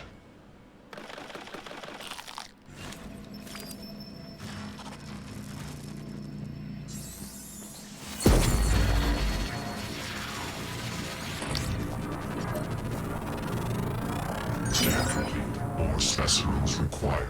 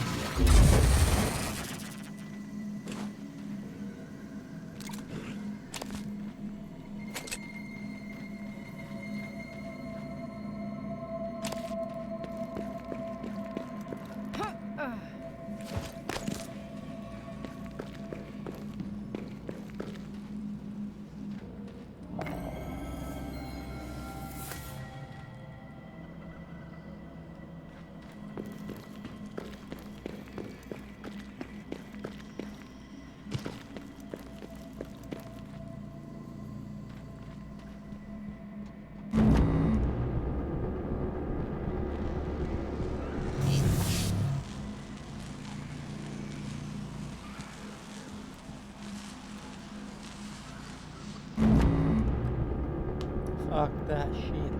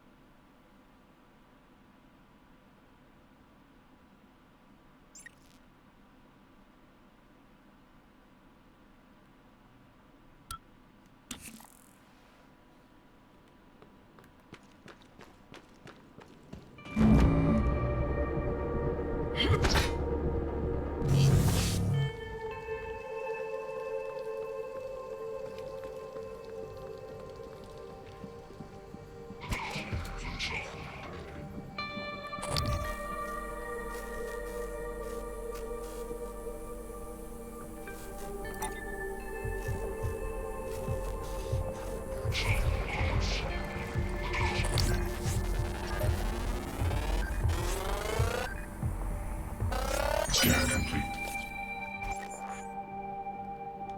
New psionic amplitude available.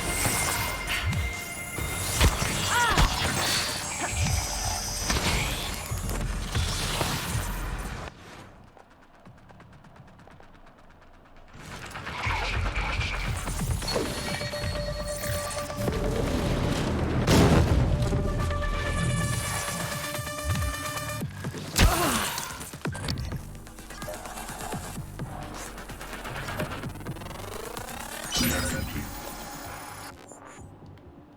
New psionic amplitude available.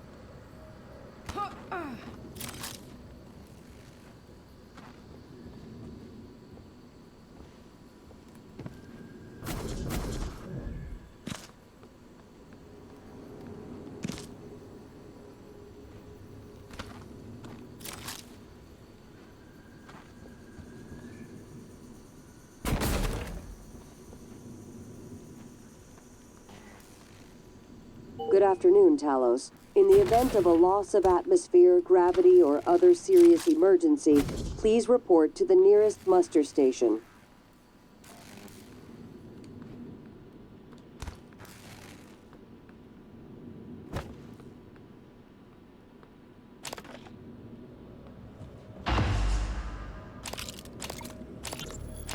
Yesterday's batch was an abysmal failure. Piss-poor route initiation.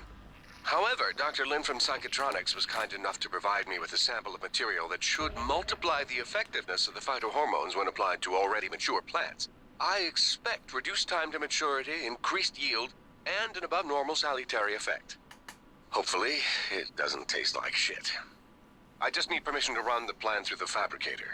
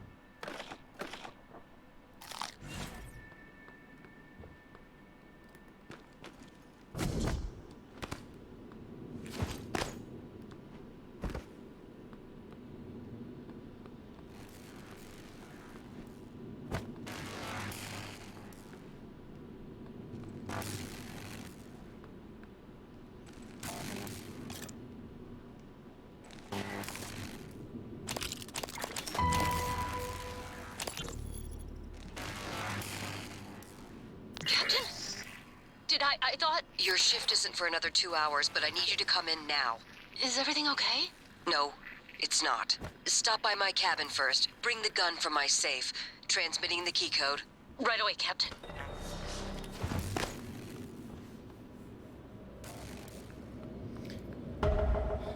Legitimately, the only way I could have gotten this was that other side.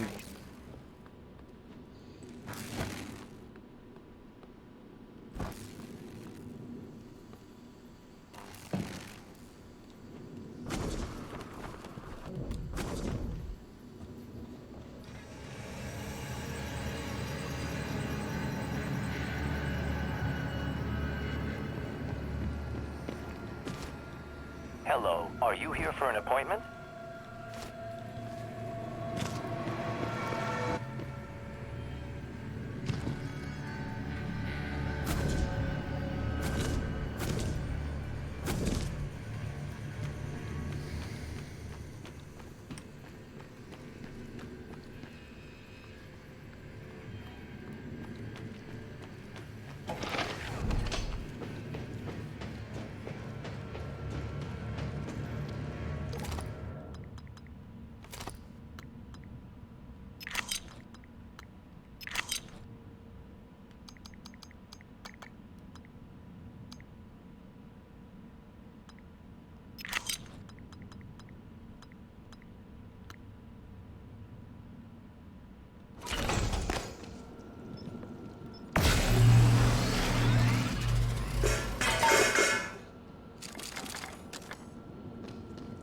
I think I need only a stack of each, you know?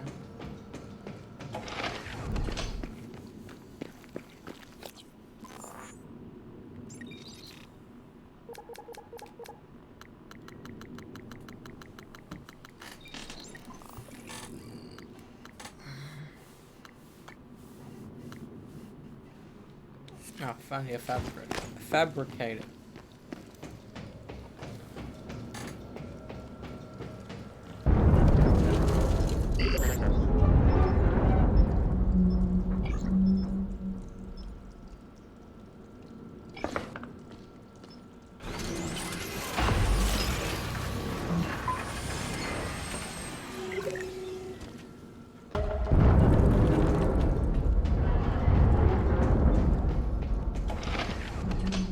Better not create a fucking massive, like, explosion.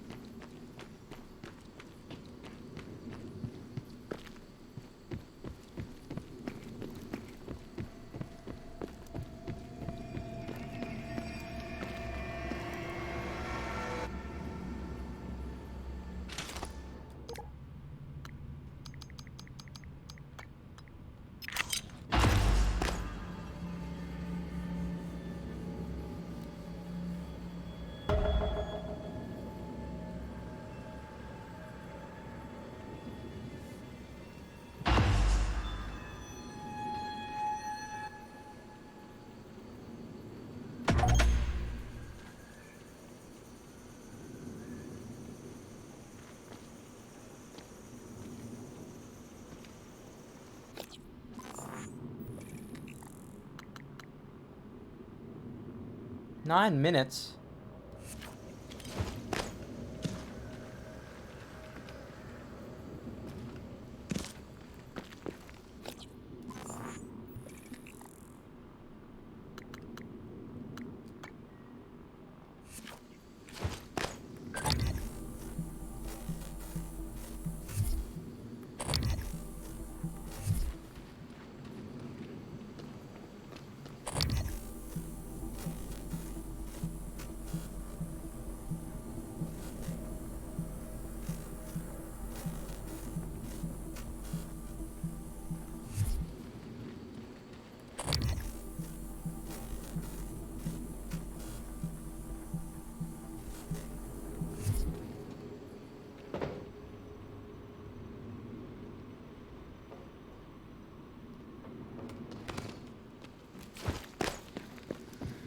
Let's deal with these enemies.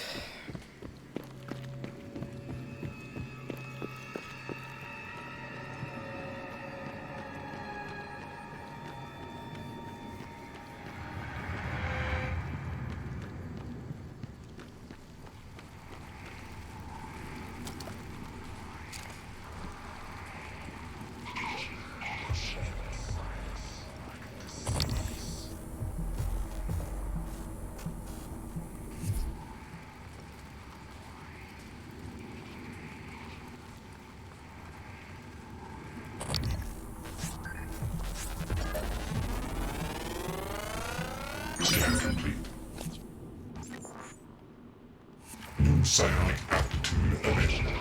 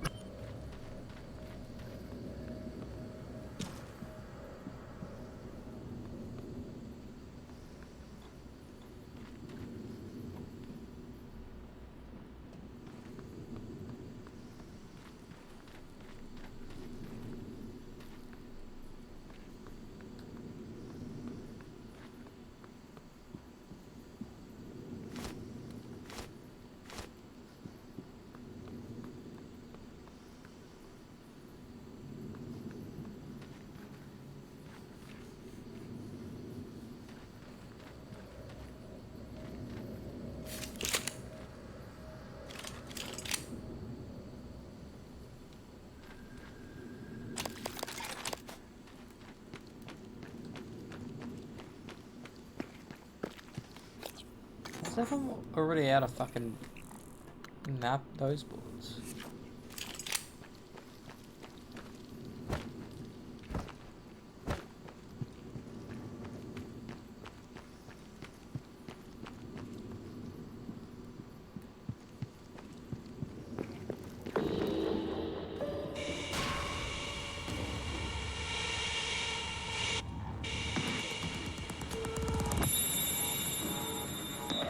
I think I can kill them for...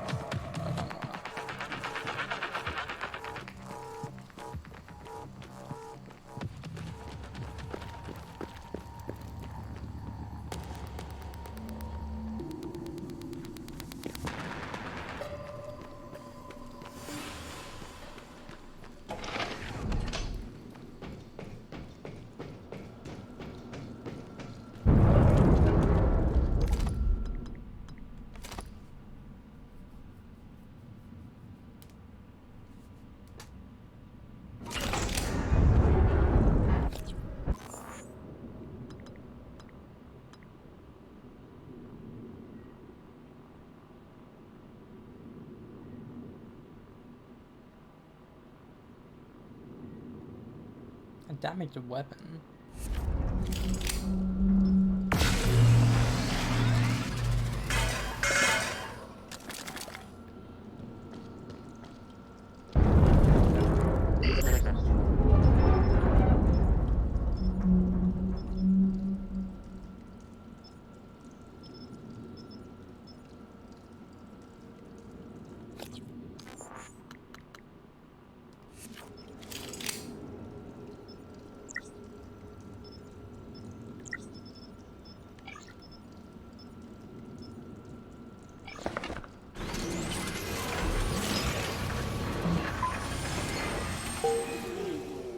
Safety aboard Talos 1 is everyone's responsibility. Send all passengers with concerns to security@transstars.talos.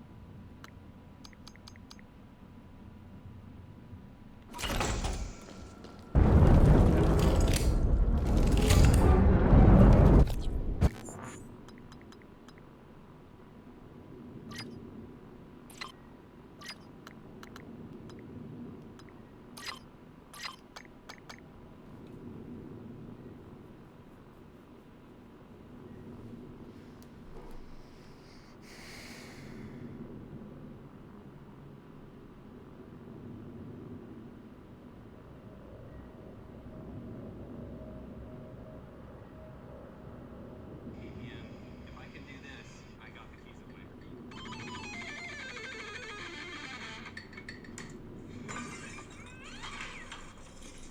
Rah!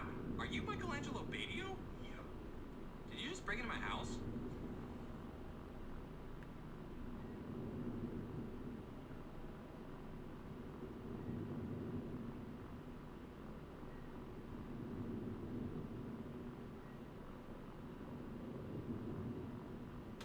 I'm going to give you the keys to the... Did you just break into my house? No way! Wait!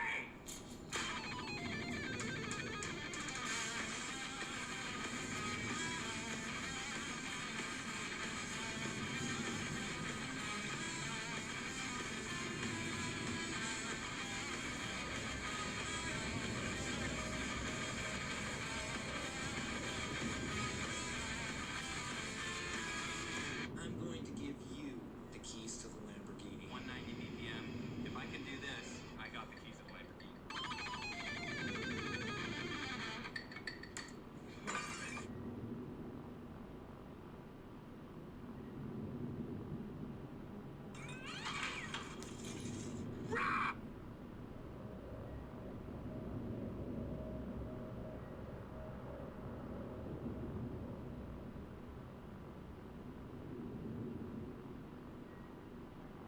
Boyfriend? You told us you were a lesbian.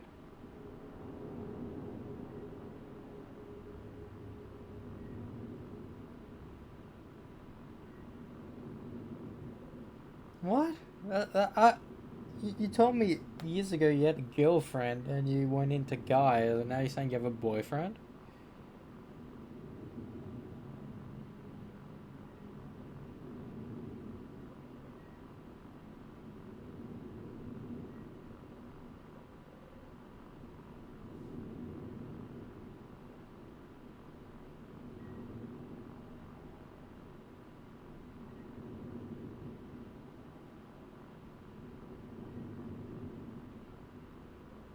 I'm going to give... Nate, I'm going to give you...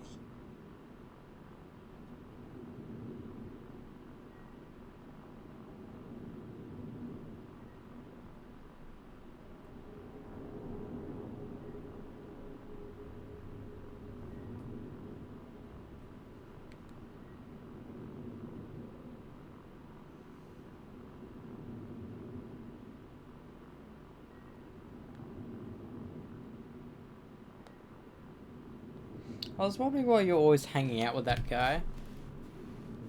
That's what I was gonna fucking look up. Spare parts.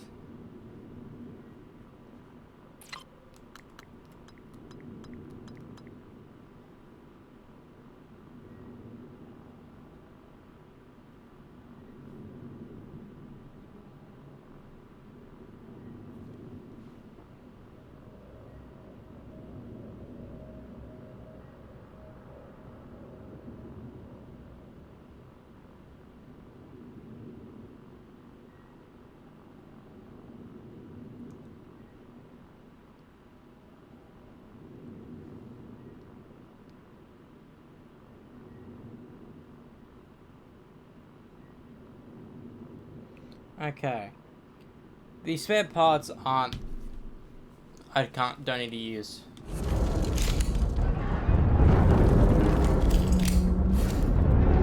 So I will... When I go back to my area, down to the normal place, I will... I can just do it right now. Quickly do it.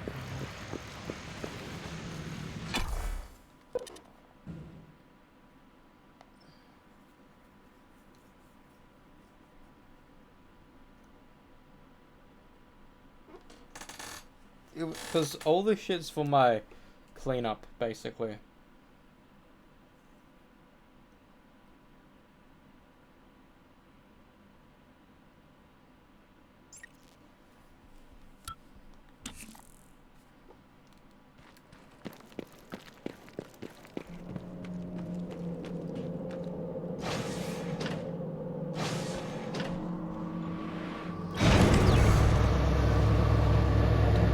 Right off isn't it? I'm playing for an extra hour. I mean, it's a kind of good thing. It's kind of a bad thing as well. Because like, I don't really want to play this game. If there's any other game.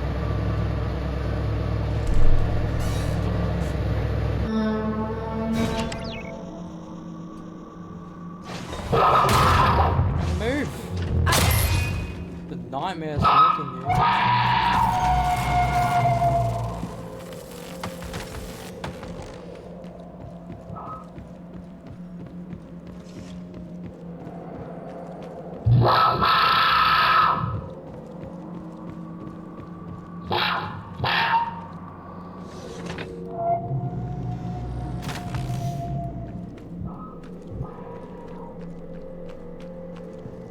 Oh, and the wrong door.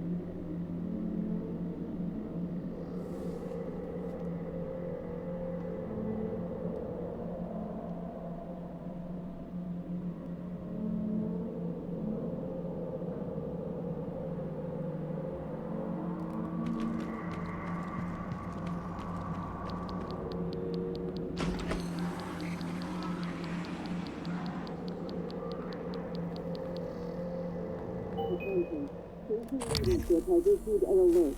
All personnel should report to muster stations immediately and await further instructions.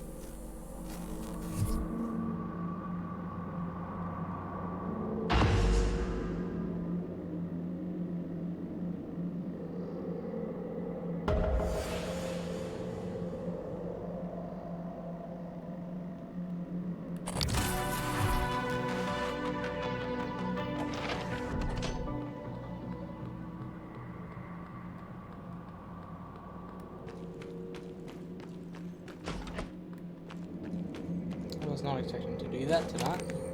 Fuck.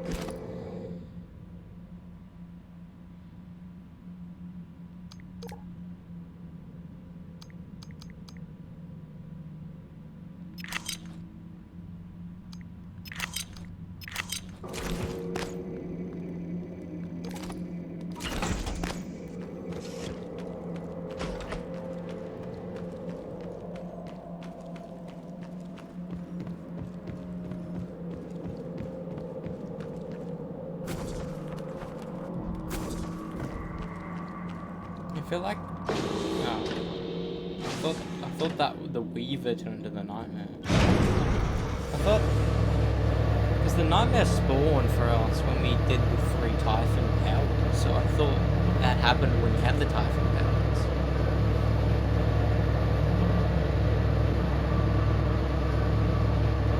I'm gonna scan it.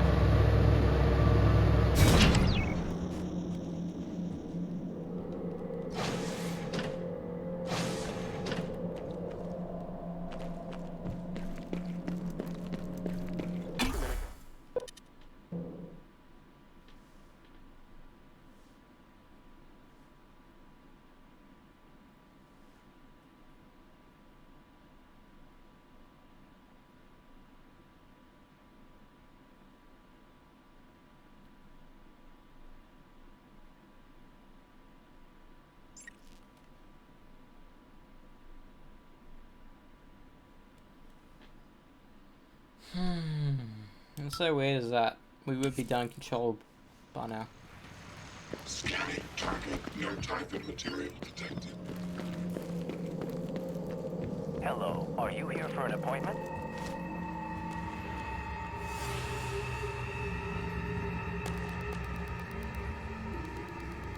Error. Attitude adjustment required.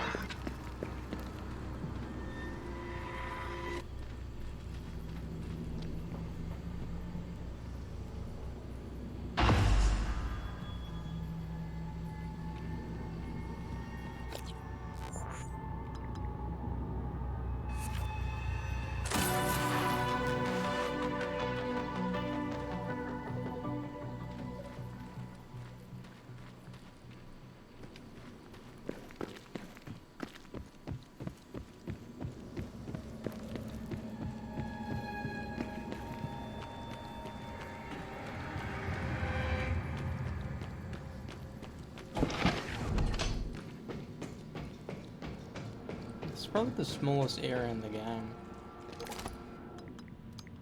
Not so far.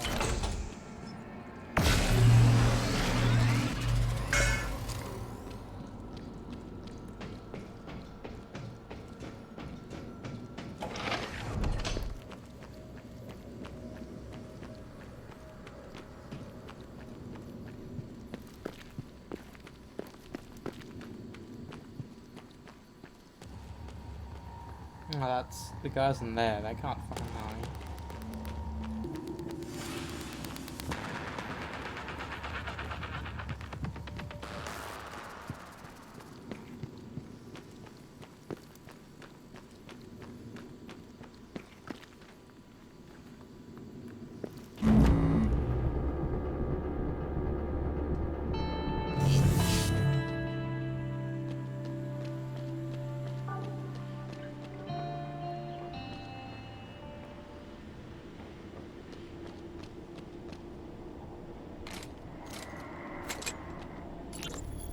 Ivy, what is it? How's it coming? I can't get this damn thing open. Where's Danielle? Still not answering. What's wrong? Danielle tied the lock. Voice. We need her to speak the key phrase or we're not getting in here.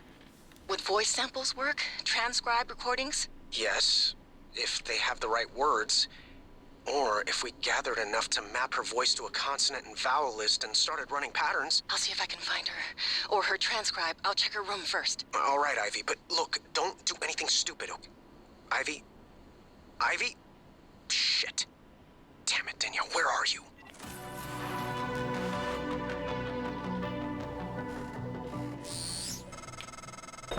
It's unlikely Chief Show is still alive.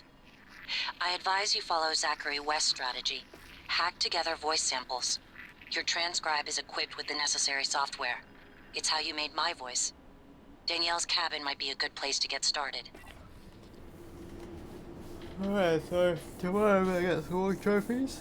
But so far I am done.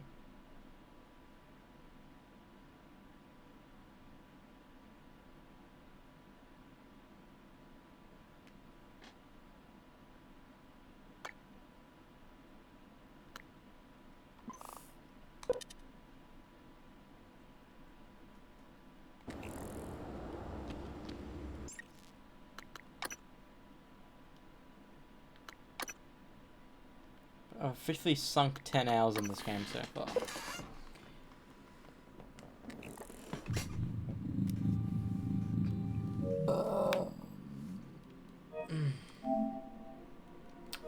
I'm kind of indifferent so far. I just don't like how it's just a walking simulator.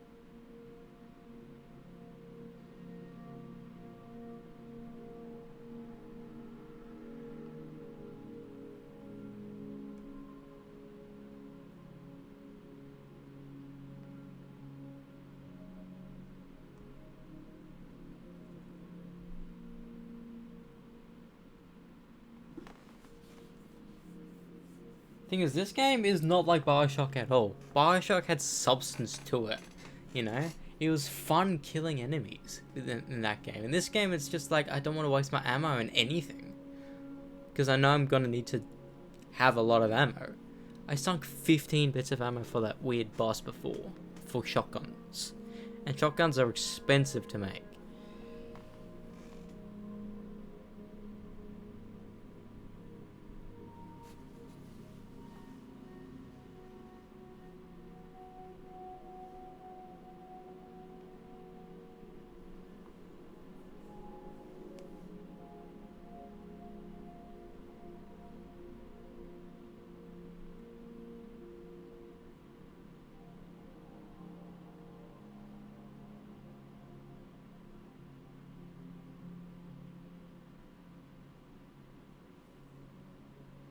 This close to perfect game.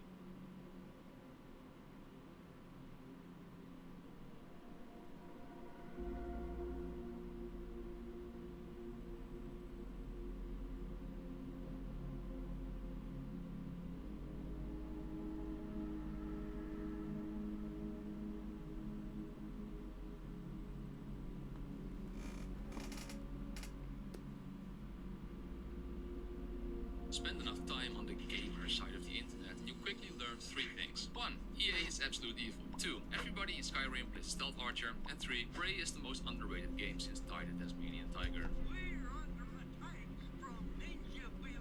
I, however, oppose the masses. I'm a rebel. So I bought this so-called sci-fi immersive sim space single player. View your queue. Prey is already in your Steam library. Piece of shit. And played it for 3 days straight. And let me tell ya, it's actually in a world where developers are scared to challenge their audience and fans as they know that most of us nowadays have the attention span of a goldfish chasing a brick fucking wall, they know that constantly bombarding you with tips, visual cues and prompts is the only way to ensure people won't give up on their $70 cash grabs. Prey, however, completely threw this concept out the window and fully gives you the creative freedom to essentially do whatever the fuck you want. The stairs are broken, create your own. If your skills are too low to access something, try workarounds. If you don't know where you are, download a map. If you are outnumbered, prepare a lift to escape. If all else fails, run. The absolute beauty of it all is that they allow you to make mistakes, but more importantly, allow for creative solutions without holding your hand 24/7. At one point I was stuck, not sure on how to enter a room, only to realize that I picked up a skill a few hours earlier that allowed me to transform into items. So I broke a window, transformed into a cup, and managed to enter the room like so. And I figured it all out on my... What are you doing? No, stop, don't look at that. No, don't. I was immersed from the get-go, only to be severely disappointed by the fact that enemies have these Far Cry-like circles hovering around them, indicating whenever you are about to be spotted by them, only to then be absolutely positively surprised to find out that you can adjust all of the HUD settings to your liking. So I turned it off, essentially turning Prey into Amnesia with weapons. This game had me shitting my pants faster than a camel's taken double espresso on an empty stomach. For the Americans watching this who can't relate, that's like having Taco Bell on a hangover Saturday morning. I made the mistake of checking out the other immersive sims Steam had to offer after finishing this game, and now I know why people are holding Prey on such a pedestal, because all of the other sims suck dick. I was eventually pretty afraid that the game would reach that point which I've experienced in so many RPGs until now, where the start is incredibly immersive as you're actually struggling to survive, but when you reach the halfway point it turns into, well, this.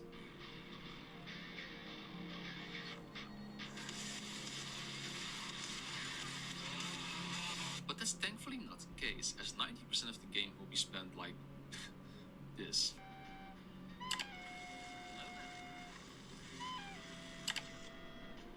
Unless you are a little itch. You will play on one of the hardest difficulty settings, together with status effects that actually make sure you're feeling the negative results. This game is not like Fallout, where your character can have a spinal cord injury together with a collective amount of 9 broken bones and a brain tumor, only to have all of them be fixed by injecting some tren into his left bicep. To ensure that you won't succumb from one of the many status effects, you'll need to craft items in the Fabricator allows for you to create items that you will desperately need on your adventure, like health bags, ammo, and neuromods. If you do not have the necessary items, you can convert items in your inventory in the... That... Well, it does with the name wise, it's... Like, I'm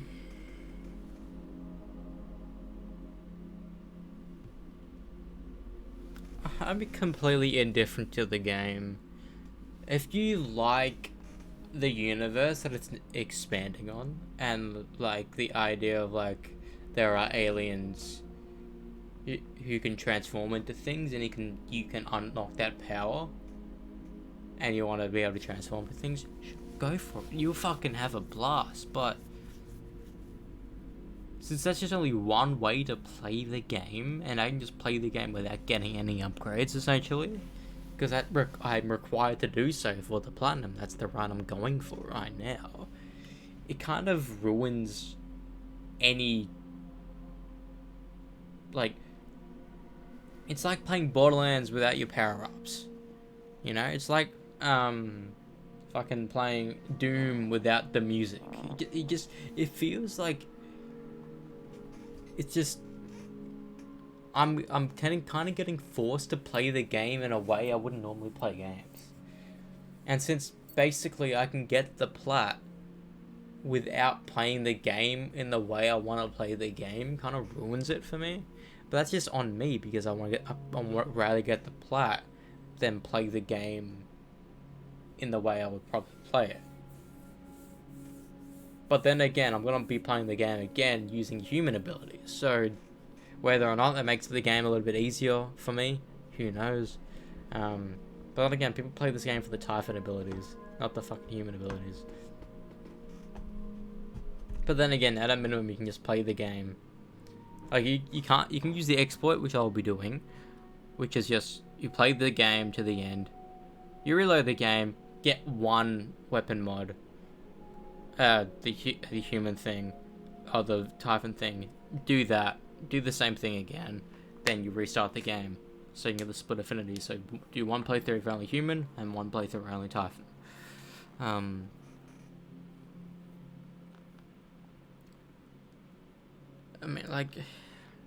I get it. You can play the game in whatever way you want. It's legitimately a sandbox game that has a fleshed out story to it. Like, there was so many areas I just ran into today without even realizing I could go into. Maybe that would be just purely side stuff, or whether it be explorability, or whether it be I'll get to that later in side missions. I don't know. And I was afraid to just keep on going forever. But then again, technically I'm allowed to do... technically I'm... The thing that... It's kind of a good and bad thing so far is the ability to...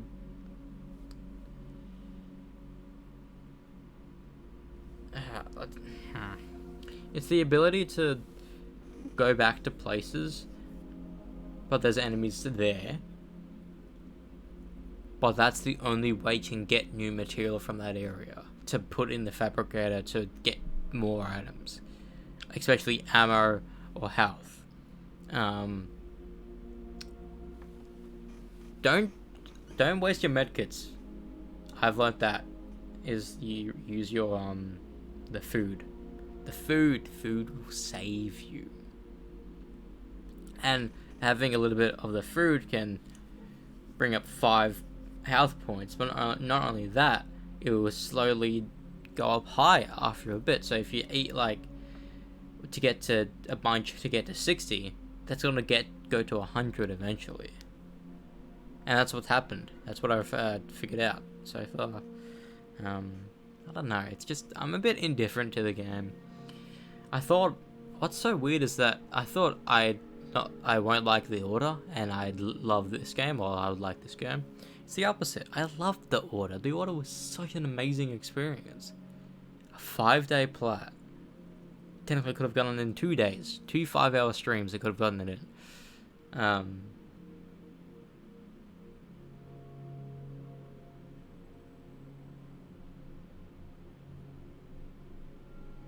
But yeah.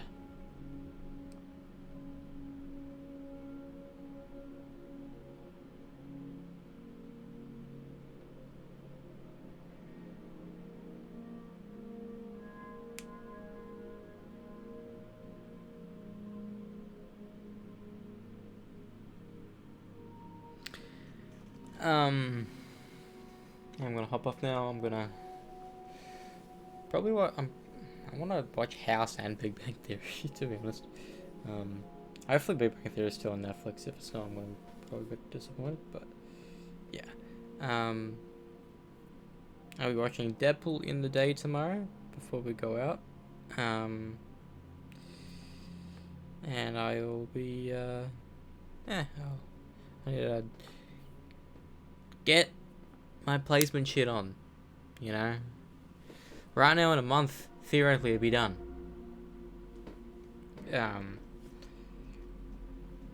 And just I don't know how it works. Will it be March next year? I'll graduate. Like, it's so weird because like there's a timeline where I did my placement 2 years ago, and I'd have a job right now.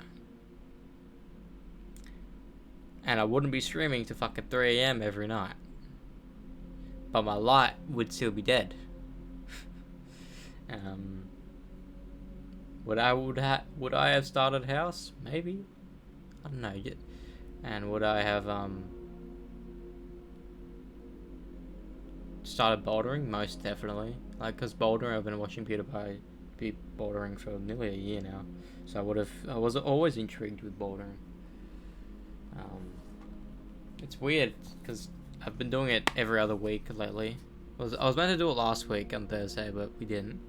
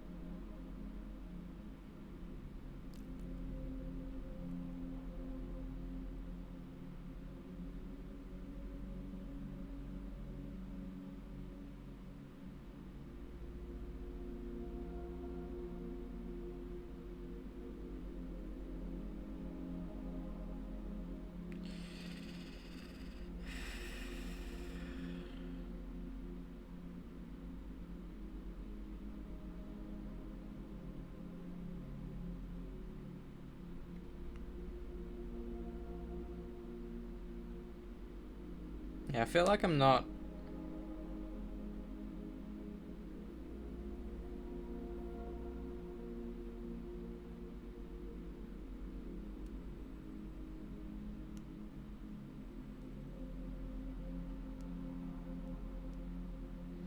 And what's so weird is that apparently you can make decisions in this game based on what merit, you know? Like, is it like Infamous, or is the choices like just choosing an ending?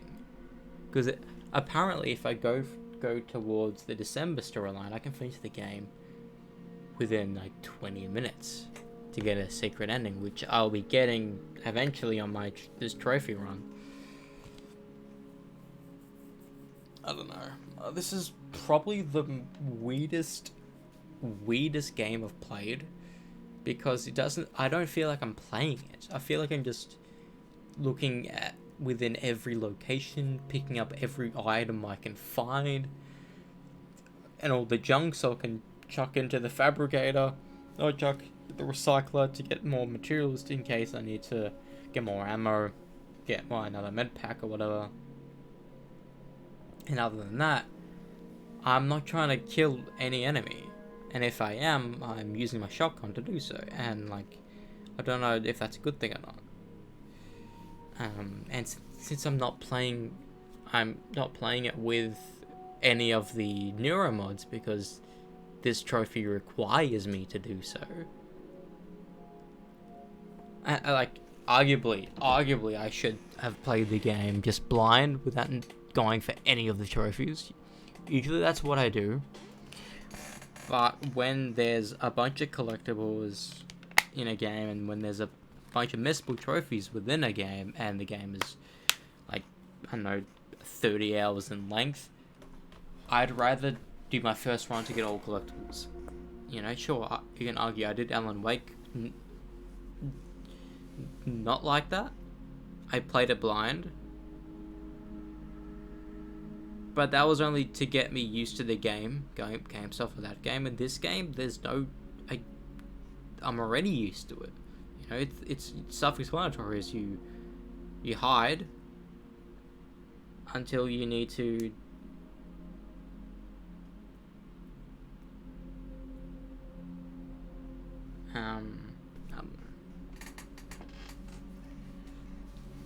It's one of the weirdest games I've played.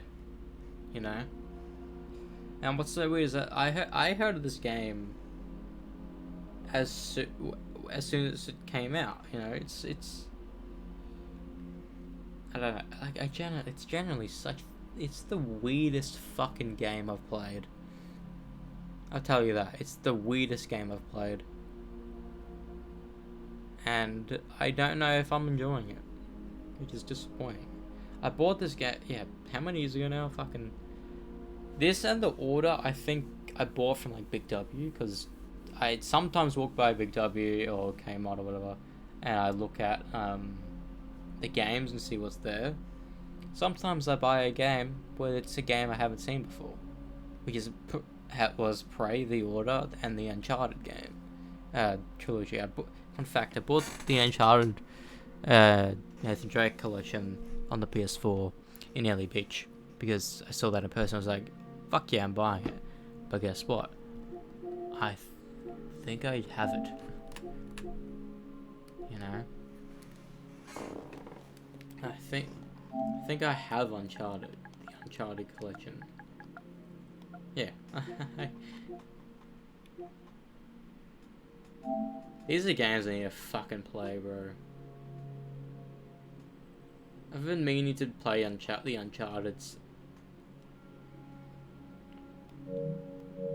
for the longest time. There's fucking 6 games. You've got these 3. You got 4. You got Lost Legacy. As well as the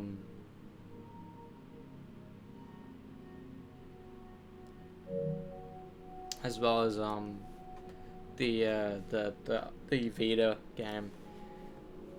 That's what I wanted to look up. Can you play with PS4 controller on PS Vita?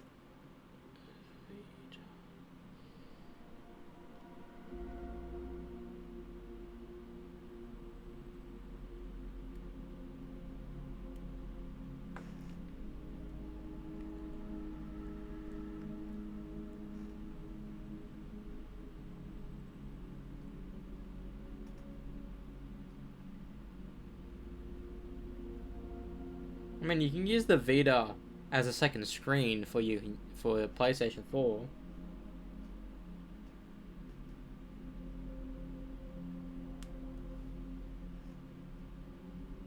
Yo, what is going on, guys? It is AJ Vance here. Welcome back to the channel, or welcome to the channel if you are new around here. In today's video, we're going to be showing you how to connect your PS4 controller to your hacked PS Vita. So let's jump straight into it. So the first step will take place on your desktop. You want to go over here to this website, which I'll leave a link down in the description, and you want to download Auto Plugin 2.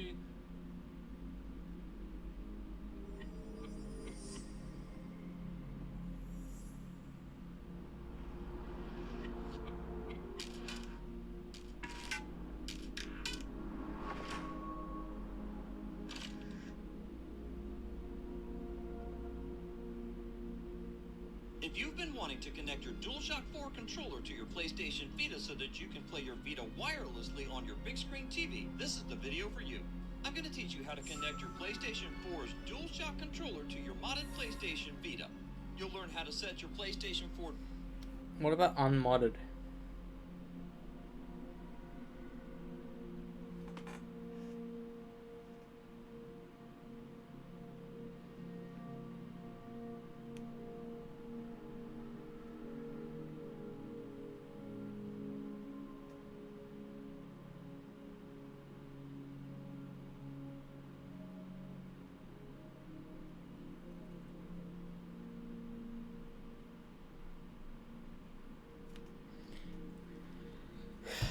Cause like the or what is it, the fucking the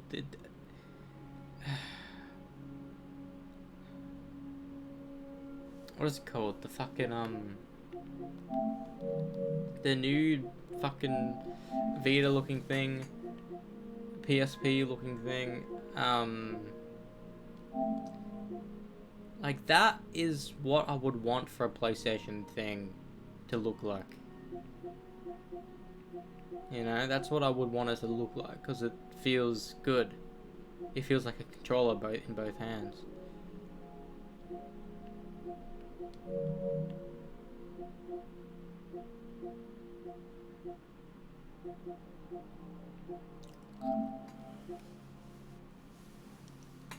I still can't believe he got fucking the Alan Wake 2 play within a week. That's insane.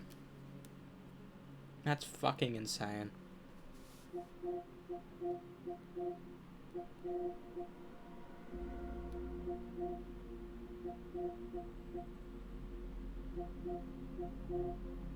There's no way he got The Incredibles play done in fucking 25 hours.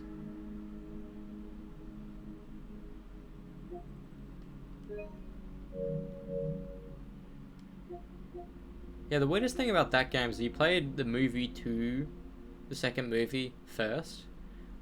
But not really. Because partway through you could start playing the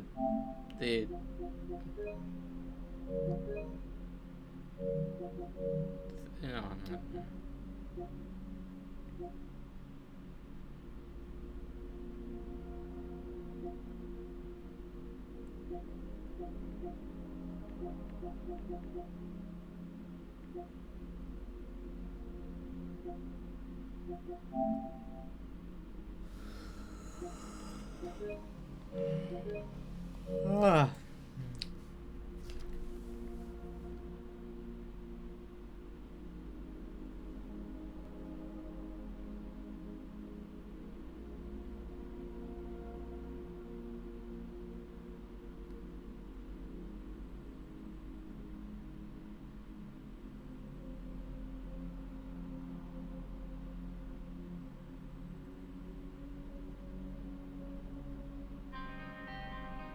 Alex Summers.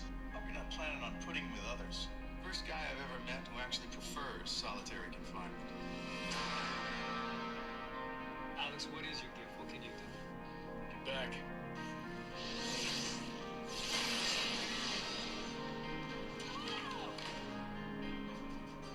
You know, when I do this, bad things tend to happen.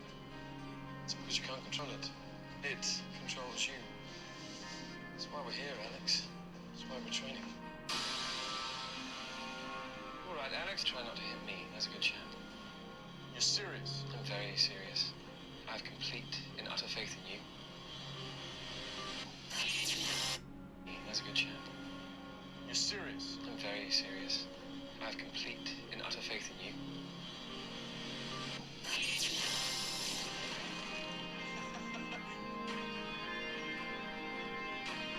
Here, you have the chance to be part of something much bigger than yourself. The fuck? No, you can't just add random scenes that aren't in the movie. Bigger than yourself.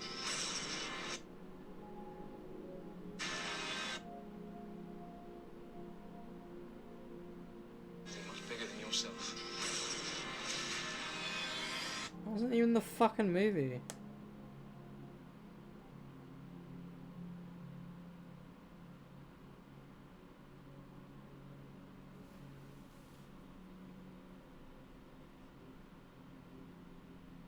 like X-Men First Class a lot. At one time, I called it my favorite X-Men movie. I'm not sure if it still holds that distinction for me, but I still love it. It has an energy to it that none of the X-Men movies before or since have been able to match, and I will always be disappointed Matthew Vaughn didn't swoop in and save the X-Men movie sooner when he was given the opportunity with X-Men The Last Stand, or that he didn't stick with the franchise longer after he did X-Men First Class. But even when I first saw this movie, there were some things I thought could have been improved, so that's what I'm going to try and do in this video. You've been here before, you know what I'm about. But if you don't know, my version of this movie will reflect changes I did in my fixed videos of the previous X-Men movies, so keep that in mind. The first thing I would change is the name of the movie. With the conclusion of the X-Men trilogy with The Last Stand, the plan was to end that story and continue the franchise with a series of standalone spin-off movies, starting with X-Men Origins Wolverine. Following that, we were going to get X-Men Origins Magneto. There was even a screenplay written by Sheldon Turner, who got a story by credit in X-Men First Class because the produced movie had a few similar elements to his screenplay, mostly that Charles and Eric meet for the first time, though in completely different circumstances,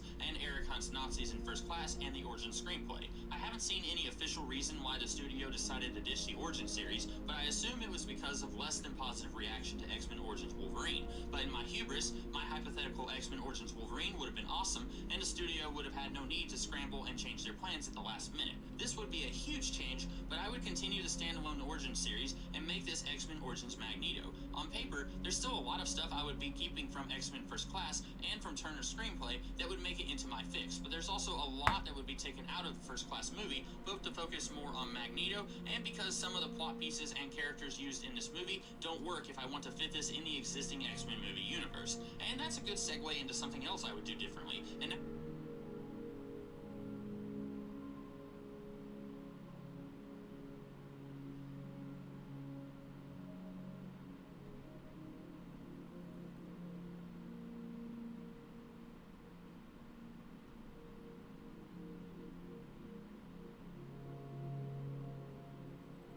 Hello, everybody, and welcome back to another installment of the Podcast Boys. I am one of your hosts, Connor Nielsen.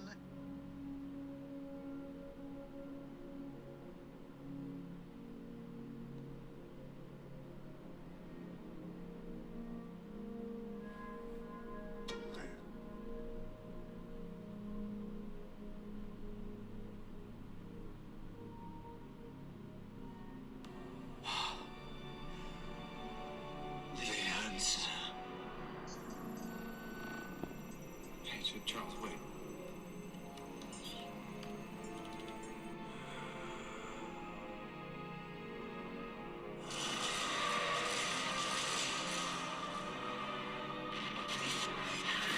Oh my God.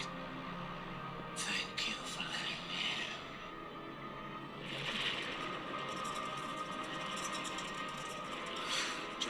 Charles, get out.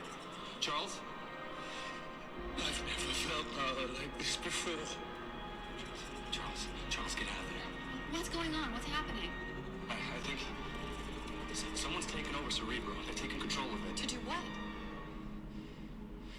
To connect.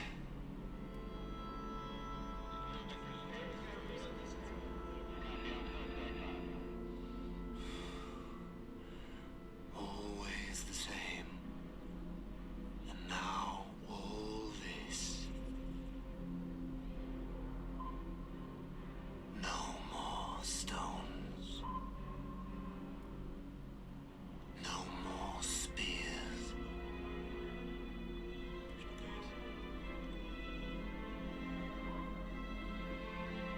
No more slings.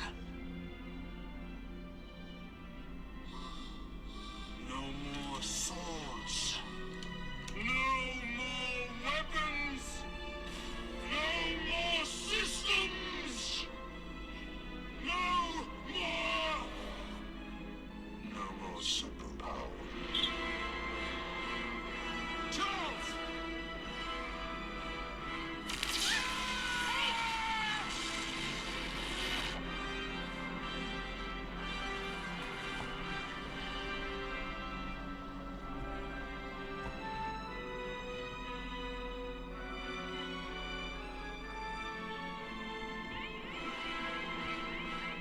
What the hell's going on? Who's turning the keys? The men are. Who greenlit the launch? Hey, do something!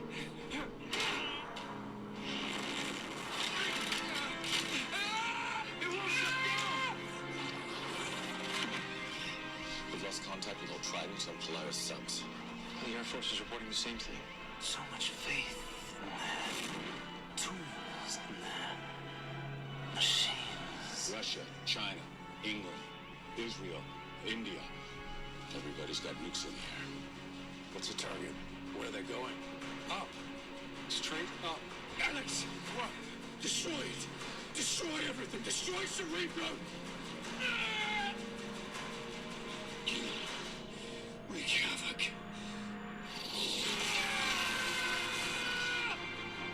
You can fire your arrows from the Tower of Babel!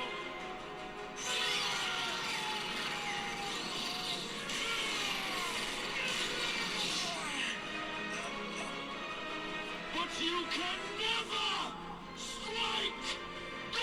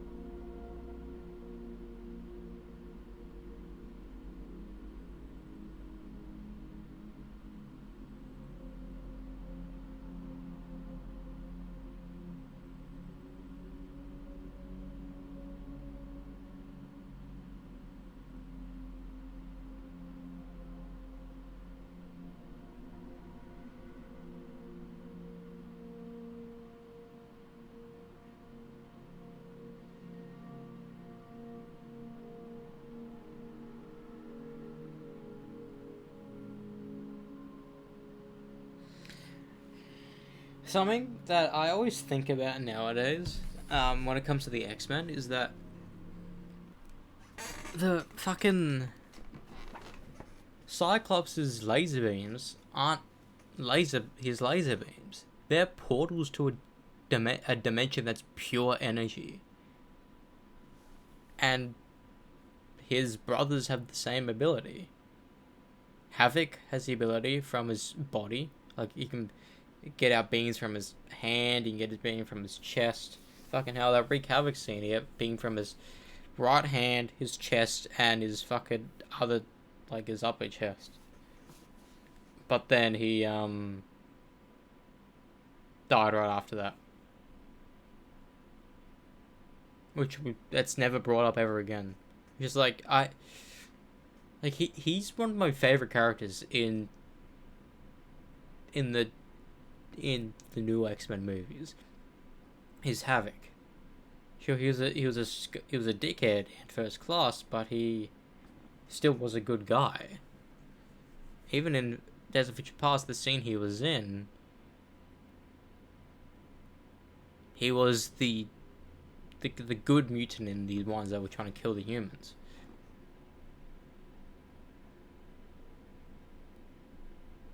I'm glad he had quite a bit of screen time in Apocalypse, because maybe they knew when they were writing it they were going to kill him off, so there was like, might as well have him be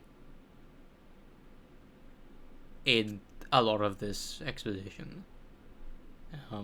Because it always confused me, why is he going to the CIA besides Hank, you know? Um,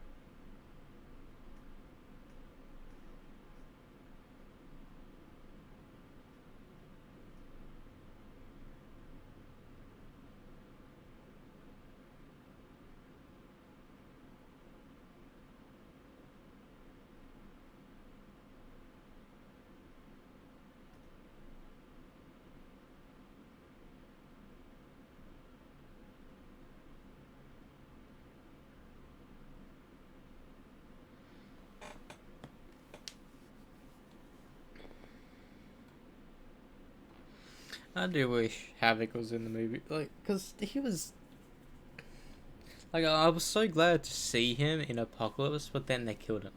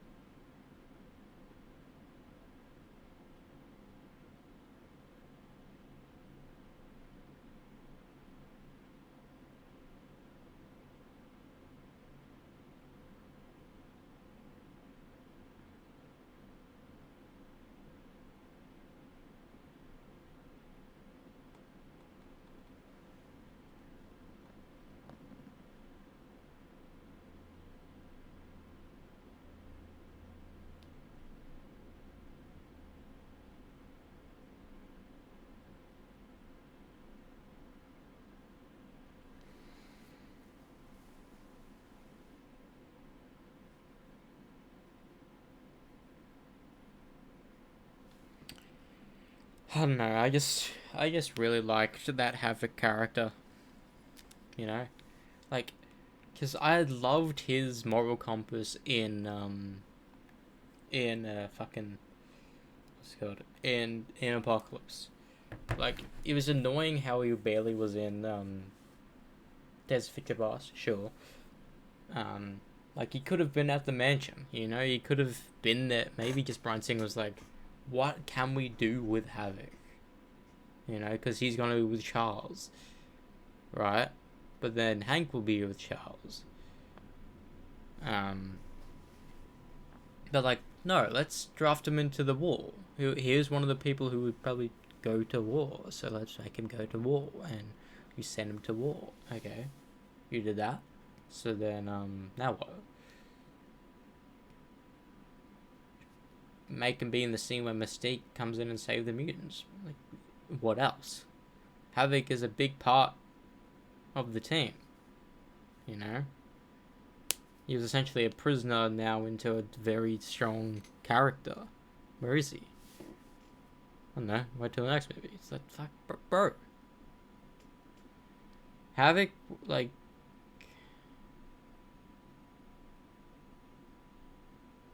I don't know.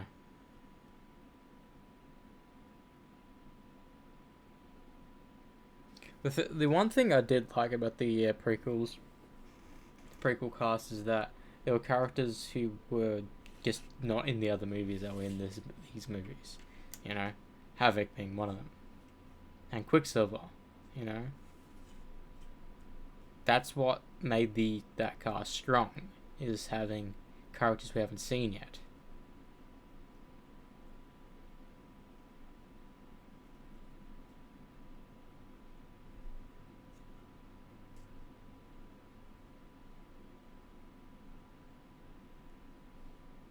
Anyways, let me hop off. So just fucking hop off streaming now.